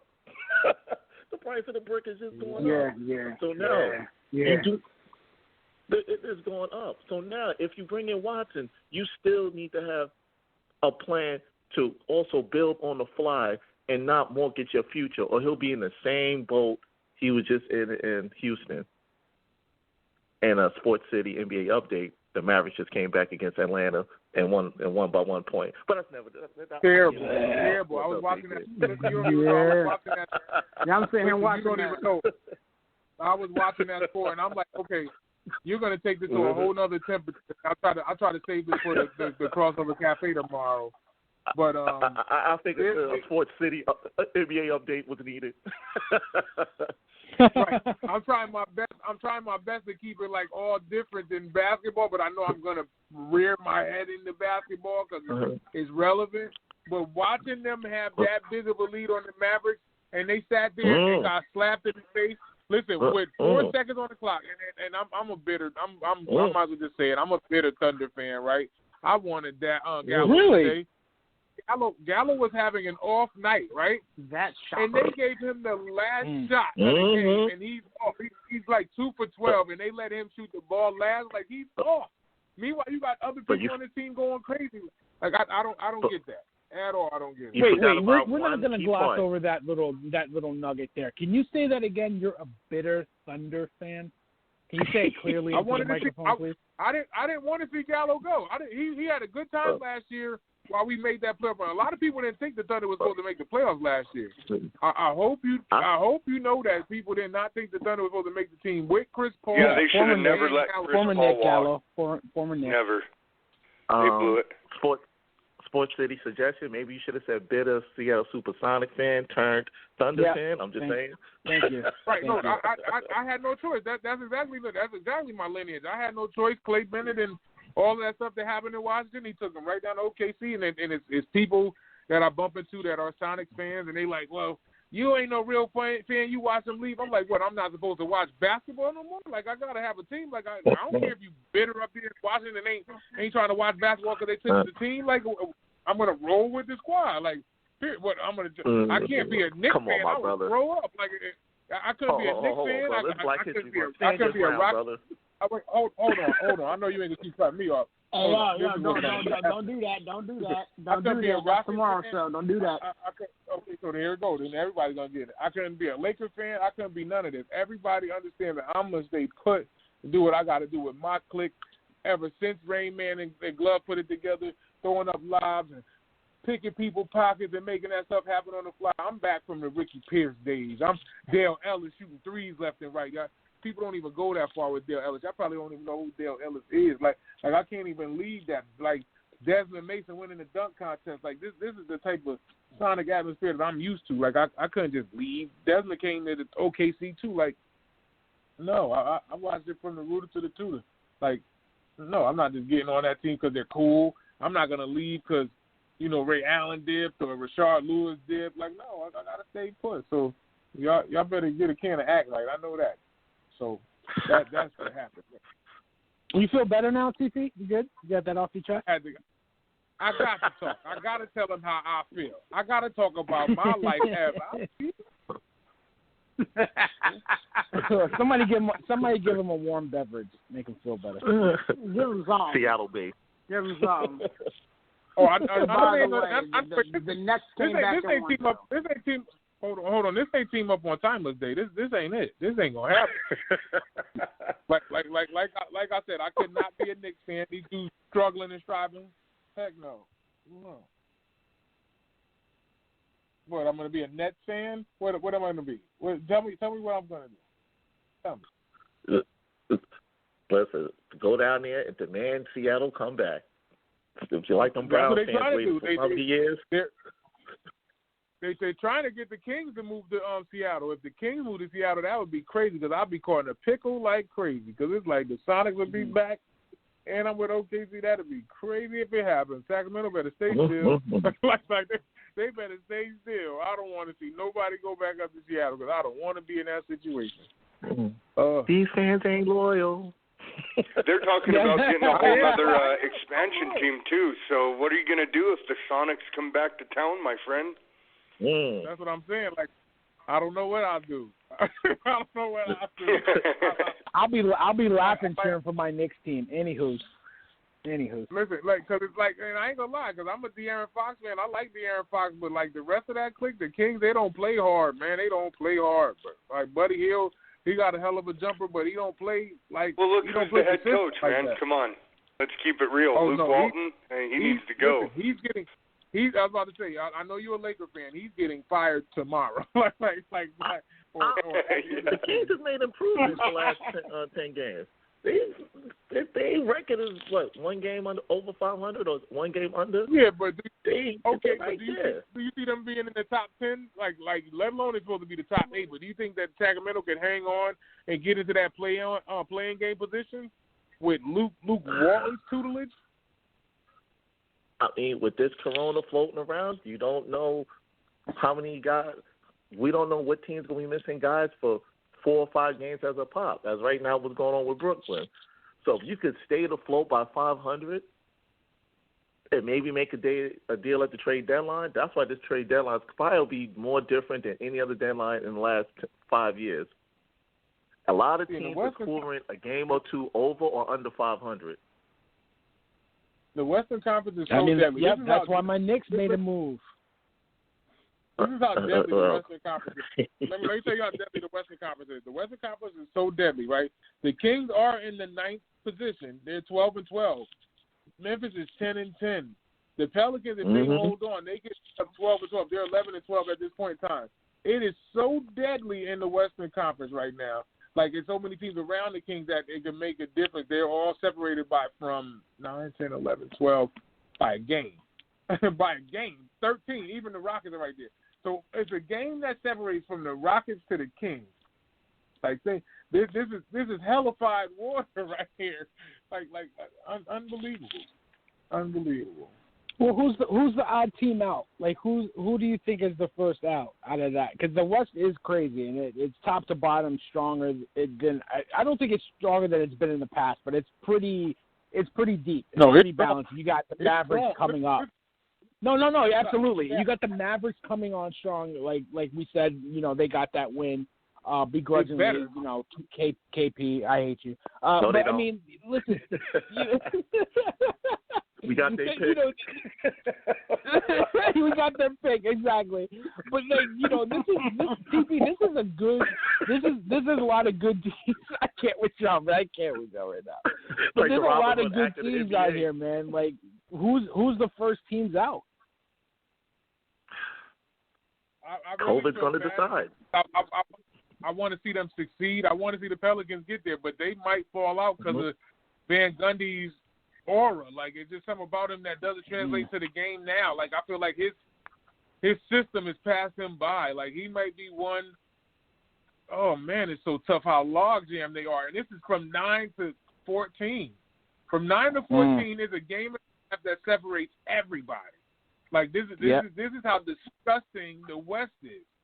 Disgusting. Minnesota's the only team that's out of it. Like, everybody got a shot. Everybody.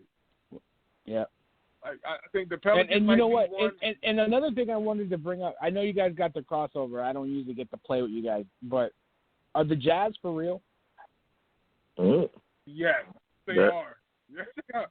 Yes, listen. And they're healthy. This is bad because you got in the middle of the doggone the cookout, man. I want to save this for tomorrow. But the Jazz, not only are they healthy, they play together. Like, and they are content with like Donovan go off. Like, you got to see him. Like, when they run in a break, they get right to Donovan. Give it to him. Like, everybody's ready for Donovan to create.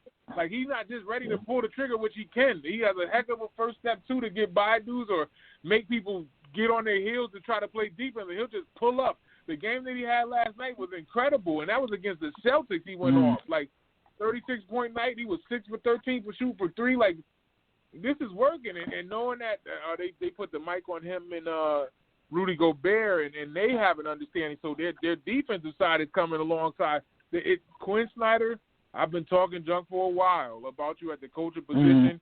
If you could hang on to the first seed in the West, coach of the year by far, no doubt. Like I couldn't think of nobody else. You're like, and I think it's a game that they split, that they're ahead of the Lakers, but you're coaching at a clip better than the Lakers right now. Like, real. Somehow Shaquille O'Neal's gonna take credit for this. Somehow I'm motivated. Exactly. That's exactly what I was gonna say. Bull crap. Oh my goodness, that's so bull, man. I motivated Donovan to go to the next level. Yeah, okay. Like he don't believe in him. Like, stop, Shaq. Like, man, that was disrespectful, and I feel some type of way because Donovan from out here. He from the Connecticut area, so it's like, man, let him be young. Like he doing what he did. There wasn't nobody in your face while you was in Orlando, getting swept off your feet by Houston. Like, speak on it. The Pacers in the first round when he got hit with that Rick Smith game winner. Or when they beat Jordan in that half a season in '95, Mike came back and swept them off his feet too. Like, come on, man, swept them off his feet. That's why he left. Yeah, he was a pariah back then. After those two series, TP, and then he had to go to LA. And then they were choking in LA. He had, against Utah. They were questioning if he could win. They were questioning if he could win. When Utah was sweeping up. Right, don't get me started. Exactly. Utah swept them. They had Kobe. Don't get me wrong. I like Shaq. Don't get me wrong. I like Shaq. When he went to the Lakers, it changed me. Like it was like, I don't like Shaq no more. Like, just because he was with Kobe and like they was dominating, it was like nobody could stop Shaq, man. Finally we found like somebody that could get in the gym and go crazy. We go. And it was Ben Wallace was the only one that could slow him down. Like, yeah, thank you. It would have been great. What, Eric? Speak, brother. Here we go with that Laker hating. The Laker hate. The Laker hate is real, man. You either like them or you don't. They're like the Cowboys of the NFL, man. You can't. I mean, it's like real I'm fans. gonna keep it real. Like I'm a North Carolina fan. Loved Michael Jordan in college, but that year, when they beat the Lakers, I had animosity towards the Bulls, and they went on that run and won all the championships. So, it's the same thing. I get it. Love Michael Jordan, still one of my favorite players, and, it is what it is. So I totally understand the hating. I'm gonna put, listen, so this is the Cookout, so I'm going to keep it all the way live. Who is your favorite player more, Magic or Mike?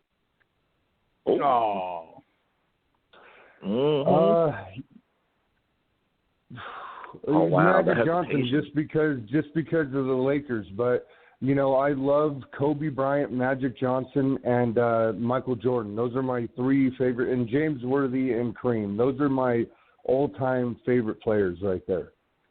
Give Big James another shout-out, please. Wait, hold on. Shaq, I kind of, he bounced around the league. He went to the Lakers. Then I lost a lot of respect for him when he bounced around at the end of his career. That was ridiculous. It was kind of pathetic, going and averaging 7 points a game on the Celtics, our biggest rival, and you're going to go put on a Celtics jersey and you have a statue outside of the Staples Center and you have your jersey retired in the Staples Center and you've won 3 championships with the Lakers. So, I'm always going to like Shaq, but, he lost a lot of respect from me doing that. That's cooking. Listen, I can't support the Lakers in any way, shape, or fashion. I just can't. No, I'm not gonna lie. I'm a diehard Magic fan. I love Magic. So you took Magic over Mike. Absolutely, yes. Oh, he said absolutely. Yes. I love it. Absolutely. Hold on. He said what? No. This is wait. This isn't GOAT talk. This isn't GOAT talk. This is his favorite player. Let's be clear. Okay. I got you. I didn't do it. Yeah, because we ain't back. I was like, what in the world? I saw Sirius diving for that plate. He was about to start throwing dishes around here. We ain't going there tonight. No. Interesting conversation. Hold on. Time out. It's interesting conversation, though. Let's just keep that in mind. Those are my favorite players. I'm not trying to say any of them are better than the other. This is just my favorite players. This isn't right. That's all I asked. I didn't want to start a war. So I didn't start for a second, and I came back and I heard. I was like, "What did I hold on? I'm about to catch a fry pan from the head." These are just favorite players. Has nothing to do with the exactly. So I'm just Gotcha. Okay, you good? I got you. Like, and I did that like just to put him on the fire because it's like he said he a North Carolina fan, he a Laker fan. That's why I did it like that.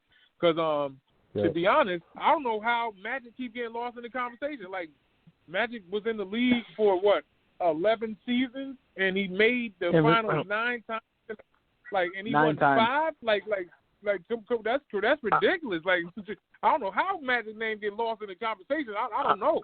I could explain. He's the greatest point guard ever. The best facilitators of all time. There's been not one point guard that has been. And keep in mind, 86 points. This guy is just phenomenal with the ball. I can shed light on that. Even as because it's the 80s, right? And the winners was on TV, and I was a big Magic fanatic. And he would dominate in this league right now. If he was in this league right now with this type, it'd be Showtime all over again. But here's the thing: as we evolved, right? We're 2020, and we looked at who he was playing with, right? The fact they got James Worthy, the best college player at the time, a year after they won the championship. Now, I think Magic got more respect the year he went to the finals and played against Mike without Kareem, with an old Worthy and Byron Scott. So we didn't really get to see his twilight years if he could squeeze one more out. But in that 80s, you look at the guys coming off the bench, McAdoo, Jamal Wilkes.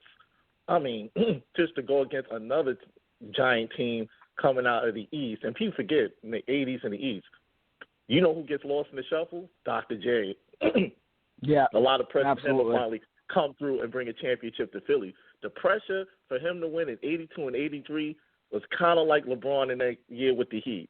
You bring over Moses Malone, the reigning MVP, to beat L.A. And they finally get it done, and then everything falls apart. Bird. Right. And that stack team. So with Magic, he used every piece, kind of like LeBron, used every piece, but he didn't have the near caliber. Like LeBron never had the real caliber like James Worthy on your left, Byron Scott on your right. Why didn't he? Why didn't he? Why didn't he though? What happened?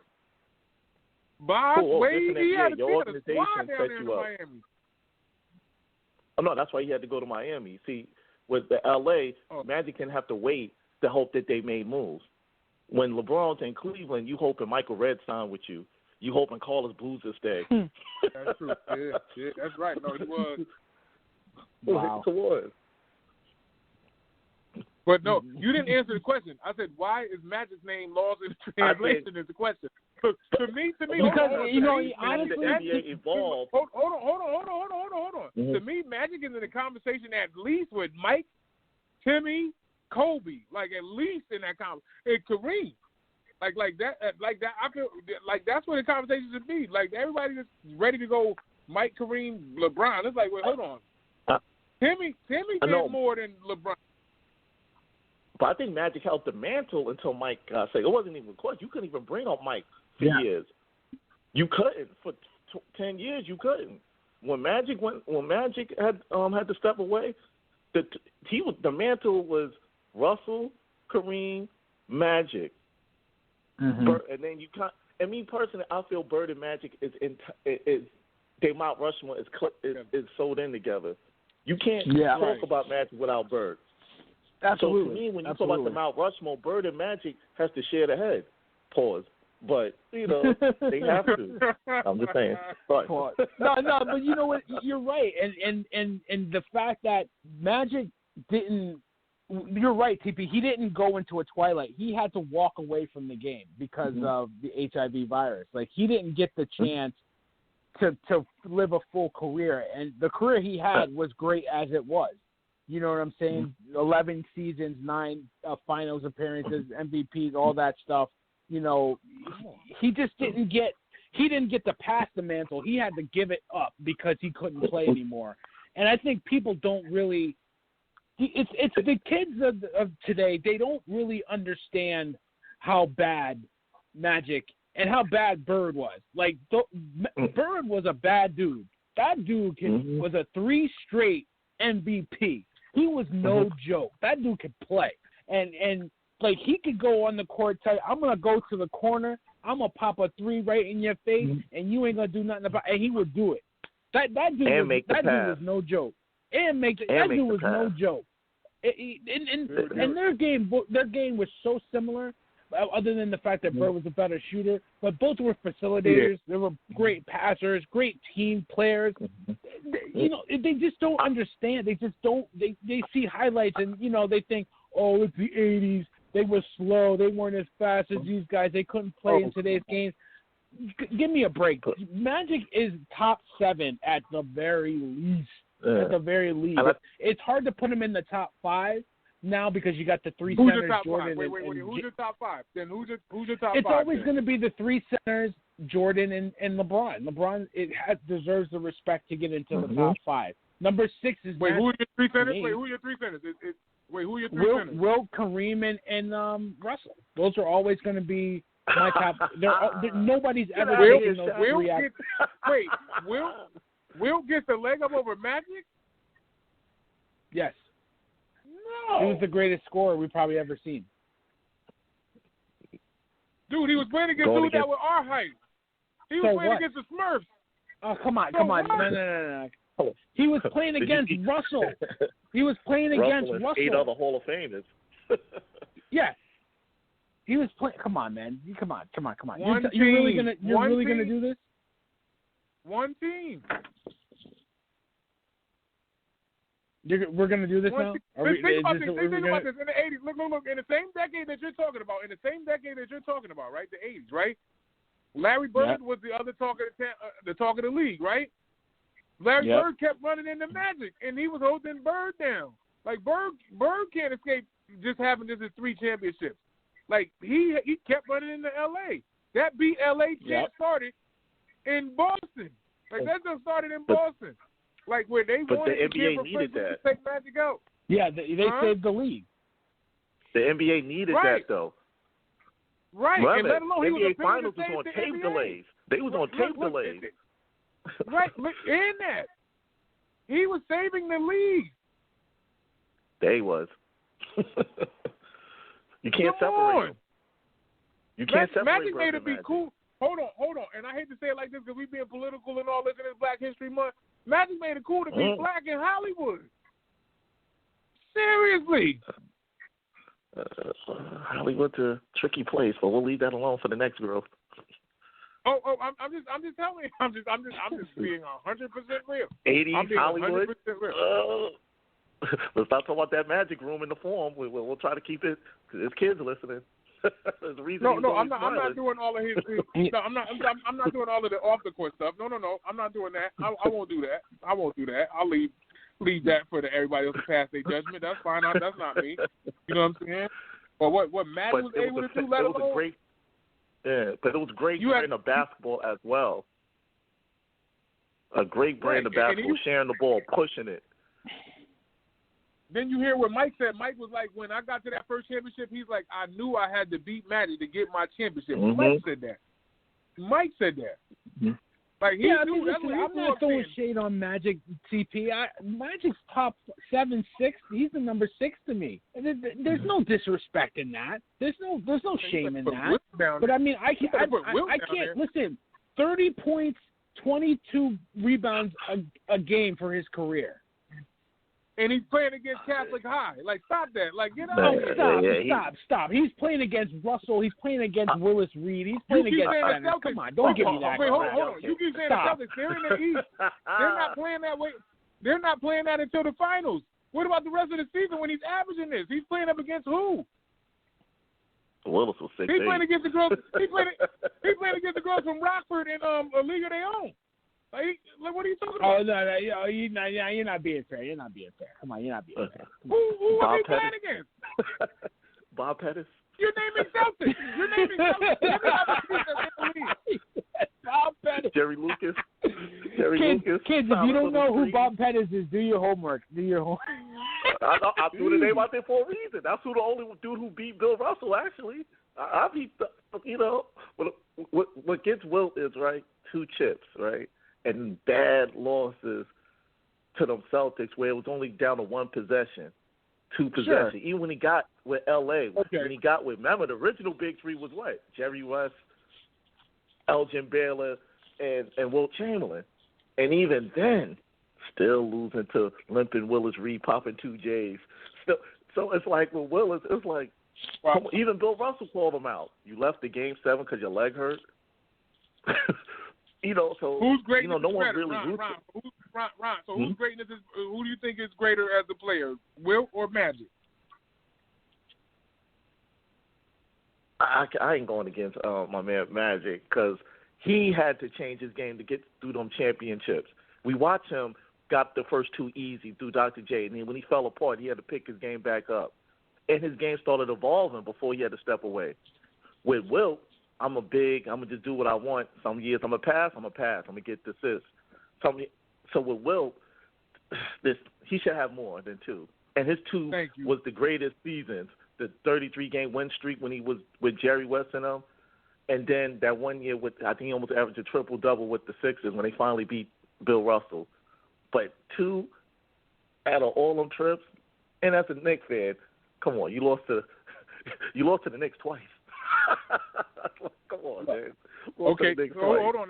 So it's 1-1. Serious. Who do you like more, Wilt or Magic? Wow, I'm a guard, so I'm gonna go Magic, but no shade to Will. I just like a Magic dude. You know what I'm saying? The way he was able to command and orchestrate that whole offense, and he is the catalyst for a lot of guys who I came up, playing like and admiring and looking up to. Like I don't think they would beat a LeBron James out of Magic Johnson, in my opinion. I don't think there would be, a bunch of guys who I watch without a Magic Johnson. So give me Magic. That is exactly that. Like everybody keep comparing Mike and Bron, but Bron more play like Magic. Like he trying to throw those hooks. Like he trying to do everything Magic doing in Magic building. Oh, Eric, so Eric, and I don't know how this goes because he's a Laker fan. Magic or Will? Very, I'm going with Magic. Just for the simple fact, just like you said, Ty, he was a giant amongst, men. So just like how Kobe Bryant's 81 points were more spectacular than Wilt's 100 points, Magic Johnson's style of play was more extravagant than Wilt Chamberlain. Yeah, he's a legend in the NBA. That's, undebatable. One of the best players. But Magic Johnson was overall one of the greatest spectacles and players that we've ever seen, the most entertaining. I mean, it doesn't get too much better than his basketball IQ. He played defense, and his vision for the court was second to none. So, Late Show, you could the Showtime, all these teams like the Brooklyn Nets, the Suns of old, like we saw these run and gun teams. This is a product of Showtime. So way ahead of its time back in the 80s. And that's why I'm saying you put Magic Johnson on these teams with the Nets with these same players in Magic's prime, and it's going to be a wrap. He's going to dominate just the same. Say it like this. Magic made Michael Cooper cool. Period. Yep. Like Michael Cooper was cool because of Magic. Michael Cooper got all the role players. Right. I could go down the list. Everybody around him better. Everybody. Mm-hmm. Byron Scott, Norm Nixon. These guys ran with him, man. You can't say that about a lot of players in this day and age. This guy made the whole team better. And held them accountable. Welcome to the Cookout. How are you feeling this evening? Oh, what's up, man? I'm good, bro. What's going on? Quick question. In greatness, okay, so it's a top 5 debate, right? Who do you feel greatness to the league was better, Wilt or Magic? I'm biased on this, so I can't even really be asked this question because I'm I'm the Wilt dude who I was out here touting Wilt for everybody, so I can't even really be asked this question in an honest way. But this is why I stay away from top 5 anyway. I'm the big table guy. I don't do top 5. I say you got the Hall of Fame, and you got a separate wing with a big table where certain guys can go, and everybody can't get in there. Magic's in that room, Wilt's in that room. You see what I'm saying? That grade of guy. Right. There's regular Hall of Famers like Clyde Drexler, and then there's guys who can go in that room, like your Mike. He's a regular Hall of Famer. Larry Bird, like that's how I do. Because I don't think you ever make the top 5. Wait. You said. Wait, time out. You said Mike. Wait. You said Mike goes in the room with Clyde in them? No, I said Clyde can't go in that room. Yeah, Mike can go in that room. Y'all just looking Larry to pick a fight. Y'all just see. That's what I'm saying. Not coming in here trying to explain himself. TP's being the villain. TP's not a hero. He's being a villain. No, I'm not. Control yourself. Okay, you can take 9. Listen, you got 9. It's 4-2. It's 4-2. You and Nas said Wilt. Finally, right. Nas sees it my way. Before y'all do all that, though, do y'all think the table is a better way of doing the top 5? Because to me, dude, top 5 is subjective as hell. It's based on your opinion, who you like. To me, it's like, dude, just give them the dudes with the extra key card who can get in the special room. Beep, beep. They walk in the room. Clyde Drexler run his key card. That thing say, nope, you can't get in here. Dwight Howard, no, I you agree can't get in there. because I agree because a long time I had Kobe at number 11 and not in the 10. What? And people were like, Wait, exactly. 11, that's your opinion. 11? That's your opinion. Yes, I do. I did. And you know what? I got crap for it. It's like, why is it being one behind? Why? Where's the disrespect? Okay. Name 10 players better than Kobe. Wait. Name 10 players better than Kobe lifetime. I mean, NBA career. I had Jordan. I had James. I got the 3 centers, Kareem, Wilt, and I got Russell. I had Bird and Magic. Okay. I had Tim Duncan. So that's 8, right? 8, yep. Yeah, Bird 8. Then I had Oscar Robinson, and I had Dr. J. Now, I flipped Dr. J and Kobe. I flipped them. But you guys, that's people that don't know how great Dr. J was. No, I don't think that's the case. I don't think people just don't know how great Dr. J was. I think what happened is they don't. I don't think they realize how good he was in the ABA. I think I think I was about to speak on that. What happened is the role in the league changed over the last 30 years. Eric, tell me why it's lunacy, Eric. Tell me, Eric. Okay, people need to just obviously did not watch Kobe Bryant. Did not watch Kobe Bryant's career start to finish. Look what Michael Jordan says about Kobe Bryant. Kobe Bryant was the best finisher ever. He's the closer. You want the ball in his hands, he's going to make it happen. Nobody had more game-winning shots than him. Look at back in when he was first getting started, all the shots against Portland and Utah when they should have been eliminated in their championship runs. This guy makes shots with 3 players in his face completely. I mean, it makes it look easy. He did it his whole career. He was 3rd all-time on the scoring list, okay? For 20 straight years, this guy dominated. Granted, his last year after his injury. But Kobe Bryant was the closest thing we have to Michael Jordan. Look at LeBron now at his age, okay? He's not that good of a shooter. As a Laker fan, I'm watching these games, and I'm missing when we're down in the 4th quarter, like, oh, shit. Like, I never panicked with Kobe because he's going to take us to the finish line.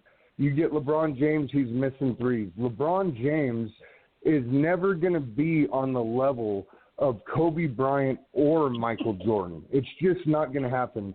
LeBron James is a great player. Let's just say great player. All of these people, all of these people we're talking about, you can run down the resume the same. Everybody, bro. Better, like everybody we're talking about. Huh? Yeah, see, everybody we're talking about, you can run down a resume that's similar. That's why we're talking about those made guys. You know what I mean? This was a Goodfellas Mafia movie. Those are the made guys. That's the difference between them and everybody else. Who you like is just based on opinion, and that's your guy. So that's who you ride with. So that's the order you put them in. But now look, watching basketball. Hold on. No, Eric, it's not. We gotta be honest about something. We gotta be honest about something. Before Kobe passed away, a lot of people had him in similar places in their list, and after he passed, they started shooting him up those lists. It changed just because of just the feeling of, damn, this great dude, is gone that quick. And that part changed the whole dynamic with dealing with Kobe. Exactly. You cannot say Kobe was the best player of his era. About him, okay? Tim Duncan Michael Jordan said no. Wait, hold on. Just because Jordan says it doesn't speak it into existence. Like, come on. Like, we got to be fair here. Nas is right. If we're going by era, Tim Duncan was the best player during their prime between him and Kobe. And if we're going by who was holding the crown at a certain point, LeBron surpassed Kobe while they were in there playing them. So I don't know why we doing this thing where we changing up everything after the past. Get back to me on this. Okay? Kobe's all-time great. And then you can get back to me. What? Top 5 greatest players of all time. He's in there. He's in the top 5. I love Kobe Bryant, and I agree with Nas. Like, before Kobe passed away tragically, nobody really considered him to be in the top 5. Like, you may have had your set that the Laker fans and a lot of people. Hold on. A lot of people had them. A lot of people did have them up there, but not a lot of people universally had them up there. Why? Because one MVP. That was it. So Kobe was a great player. Kobe had a long career. Kobe's got the 5 rings. But Kobe Bryant only has one MVP. One. That's what happened in Denver. This is bona fide fact. You got robbed by bona fide facts. What? No, man, that's your opinion, man. It's cool. That's your opinion. Dude, the fact is that Kobe Bryant won one MVP in his career. One. That's it. One. Yeah, exactly. Okay, so do you think? Wait, hold on. To be fair to Eric, is because he was hated on. To be fair to Eric, do you think Nas deserved that MVP over Kobe? No. Come on. He wasn't hated on. Kobe deserved at least 3 to 4 MVPs. Easy. Okay. And Jordan probably could have won every year that he won a championship. And no, we're talking about We're talking about the player's performance. You think in '93 he wasn't the best player and Charles Barkley was a better player than he was in '93? You think Karl Malone was the MVP Michael Jordan over was Jordan? a way better player. Of course, Jordan could have won the MVP every year he played. But he didn't win the MVP every year. But they made sure. Yeah. So what does the MVP have to do with greatness? That's a popularity vote. That's just the popularity vote. These are sports writers doing it. It's not the fans or nothing. Okay, Kobe Bryant consistently in 2006. Okay, check this out, folks. In 2005, he averaged 35.4 points a game, and he didn't get MVP. 2006, he averaged 31.6 points per game, did not get MVP. The following year, 28.3 points a game. Then we got 27.9.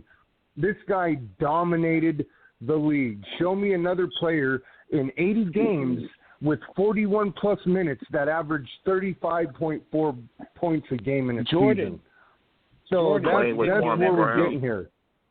Jordan, these are facts, folks. Well, he was hated on. And then, you don't think he deserved MVP when he's scoring 35 points a game? I'm going to sign up for hate. Hold on.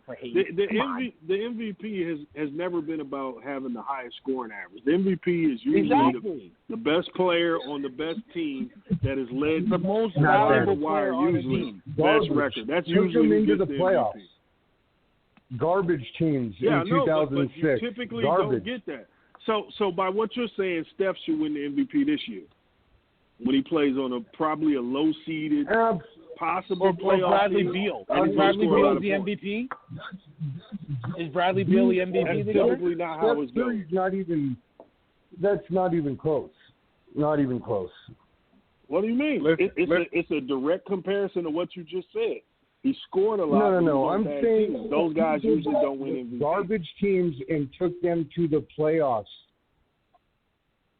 To the playoffs. As all the Hall of Famers that we're talking about have done. All of the greats that we're talking about, those are the guys that do that. If you put trash around them, they still get to the playoffs. They might not advance far, but they'll get you. Dunker. He was. Come on. Look at what he averaged his career. Come on. Yeah. Not even. You keep leaning back on that average like these other dudes ain't averaging historic numbers too. Like point blank period. Show me. Tim Duncan didn't even put up those kind of numbers. Was more dominant than Kobe Bryant, man. Sorry, man. He just wasn't. Absolutely not. And I'm going to send you that video. He was the most dominant, fierce competitor. Why do you think I need to see a video to know about Kobe Bryant, bro? Nobody needs to see a video about Kobe Bryant. We know he's sitting at Naj's table. Okay. All right. Tim Duncan's the greatest power forward we ever seen. Bias the Right. You're not looking at stats, and you're not looking at the players that played against Kobe Bryant. Yeah. That's the thing. That's the key there. Screw the stats. Screw that. Look at what the players say about him. That's true. Okay. Now, what do the same players say about the other players that we're talking about? Similar things. No, not even close. Not even close. Tim Duncan's the greatest power forward we've ever seen. Kobe Bryant's not the greatest shooting guard we've ever seen. People sit and say stuff like that. This ain't about research. This is about you're a Laker fan. You're biased as hell, and you get emotional about this. Everybody else is cool. This is facts. I'm unbiased. I don't sit here and. It's not facts because you say facts after you say something. I am speaking the nothing but the truth here. Look at what all these players that played against them said. Look at it. Okay. Just look at what the players that played against them said.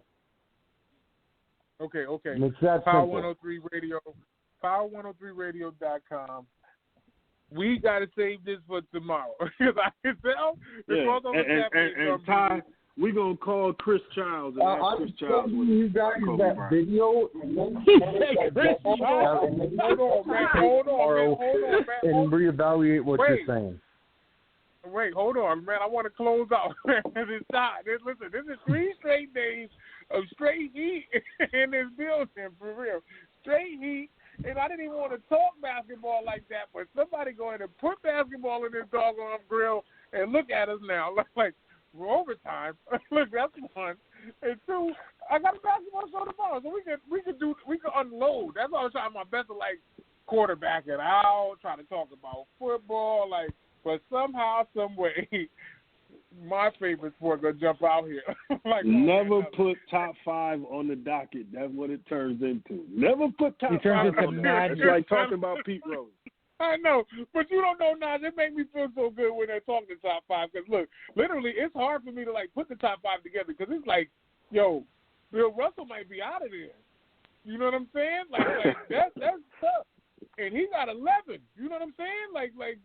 This is interesting. Right. Like, now imagine all the people saying Tom Brady is best to ever do it because he got 7, and then they say Mike's the best. You're like, well, wait a minute. If you think Brady's the best because he got 7, then you got to say Russell's the best because he got 11. If that's how the game goes. That's right. That's an interesting discussion. Definitely. But just like you woke me up to that. I give Nas 1,000% credit for that, waking me up to that. I'm like, people are going to make the discussion, oh, Brady got 7 rings, Mike got 6. It's like, no, Brady don't play defense like Mike played defense. I'm like, exactly. We can be here all day with that. We can be here all day. No, I know. So one basketball player is way more important in the winning than a football player is. Like, there's no comparison. This is why if you get a 5-star recruit, you can make the tournament. If you get one 5-star football player and everybody else sucks, guess what? You can get your head caved in. Not getting. Right. See, I'm okay. So tomorrow, people, the Crossover Cafe will be in full effect. I know this. He better be back in this doggone building. You know how hot it is in his kitchen? Serious is here and it's quiet. Now think about that. That's the worst part about this. Like, now, understand what right here is going on, Sports City. Complete pandemonium has been happening all week long, and I love it. I can't lie. I love every last bit of cloud of smoke coming out of this building. I need plugs and closeouts from each of y'all for sure. Nas, you better be back here tomorrow because I know that this stuff is coming back in this building, that's for sure. It's all good, man. It's all good. Well, I'll just say this. Look, I understand people, they got their favorite. It is what it is. If we had a hip-hop conversation, I'm going to be irrational about Chuck D. Like, y'all going to tell me how other people got better songs and better this and better that, and I'm going to argue Chuck D till I'm blue. Like, I'm going to keep arguing Chuck D, even though, you know what I'm saying, you probably got way more reasons why other people are better. I'm going to be on that Chuck D. So that happens with sports too, man. We all got our guys. You know who my guy was? Nick Van Exel. That's my dude. I ride for Nick Van Exel. But I ain't going to lie for him. I'm not going to say Nick is a Hall of Famer. I'm not going to pump him up to what he ain't. But you know what I'm saying? Like, it's all good. It's healthy conversation. But this is why I say do big table, don't do top five. Big table, you get more realistic answers. Top five is a fight. That's it. I wanted to. Argue with an Iverson fan? Man, look.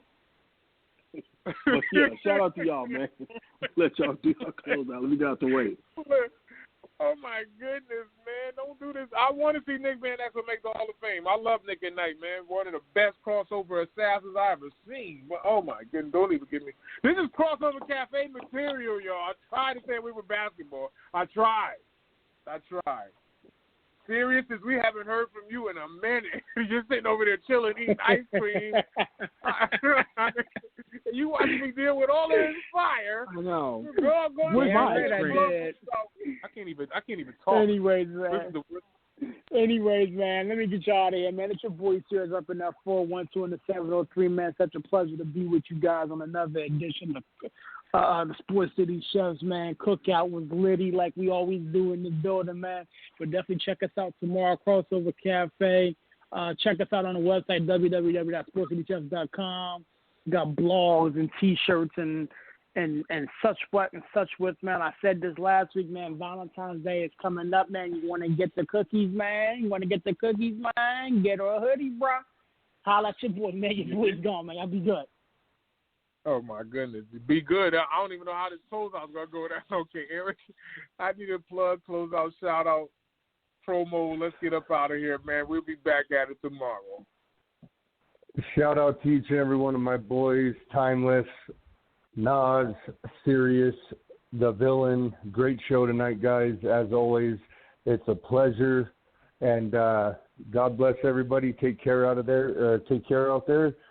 Check us out, sportscitychefs.com, Power 103 Radio, and we will see you right back here tomorrow with another excellent show, The Crossover Cafe. Peace. Yeah, and I know, listen, it might start as a 5-alarm blaze in here tomorrow. I got to, put on, one of them hot suits that them guys be wearing, man. I don't even know what to do anymore. This is going to be crazy. I might just set it off top 10 or top 5. I want to figure out what number I want to. I'll be fair. I'll do 10. I won't do the 5. 5 is heavy. It's gonna be this heavy if we do 5. But I'll do top 10. But Barry said Kobe was 11. Woo! You talk about him being the villain. He is the villain. I need a plug in, close out, shout out. Barry, you already know what to do. You started this. And the villain's going to end it. I had him 11. I moved him to 10. And I'm not moving him any further. And that's my opinion. I love you boys. Nas, thanks for calling in. Eric, you my brother. Serious. Always, one time. Listen, Power 103 Radio, thank you so much. Your number one official home for Christian hip-hop and R&B. Got to get the plug in. Yeah, got to pay some bills. But, we doing a big thing. Sports City Chefs, check us out there. You can listen to the show there or listen to it on power103radio.com. We're doing big things, always making moves. We got a lot of plans. We got a lot of things popping, man. That's it. I'm out. Peace. Look, Sports City, I'm telling you, man, this is what I'm going through, man. I got to sit here and watch the fire go down. I got to calm these dudes down every last little bit. Nas get all heated. I got to calm Nas down, and that's the Atlanta version. Like I don't know what to do no more. Then I got a gun out here in Colorado going crazy. Like what I'm supposed to do? What I'm supposed to do? I'm gonna keep this fire at this grill as long as it goes down. I love every last bit of it. SportsCityChefs.com. Check out the website, the interviews, the blogs, the chefs, so on and so forth. And my boys have been putting in work. Read what these guys have been putting out there for sure. We got new bloggers. We got new potential coming. We got new shows coming. Everything is going on in the kitchen. We are growing back again stronger than ever. And you already know how I'm feeling. On that note, tell a friend. This the chefs again. Crossover Cafes tomorrow. And if they don't know, now they know. Sports City, chefs. Sports City, chefs. Sports City, chefs. Sports City, chefs. Kaboom! Sports City chefs is in the room, cooking up hot topics to put up on your spoon. They well in tune, bloom like a flower in June. Superman versus MF Doom, the clouds loom. So tell a friend it's the Sports City chefs again. Pay attention, tune in, we on the set again. Sports City, chefs. Sports City, chefs. Yeah. Cabby. Taj. Woo! Connecticut.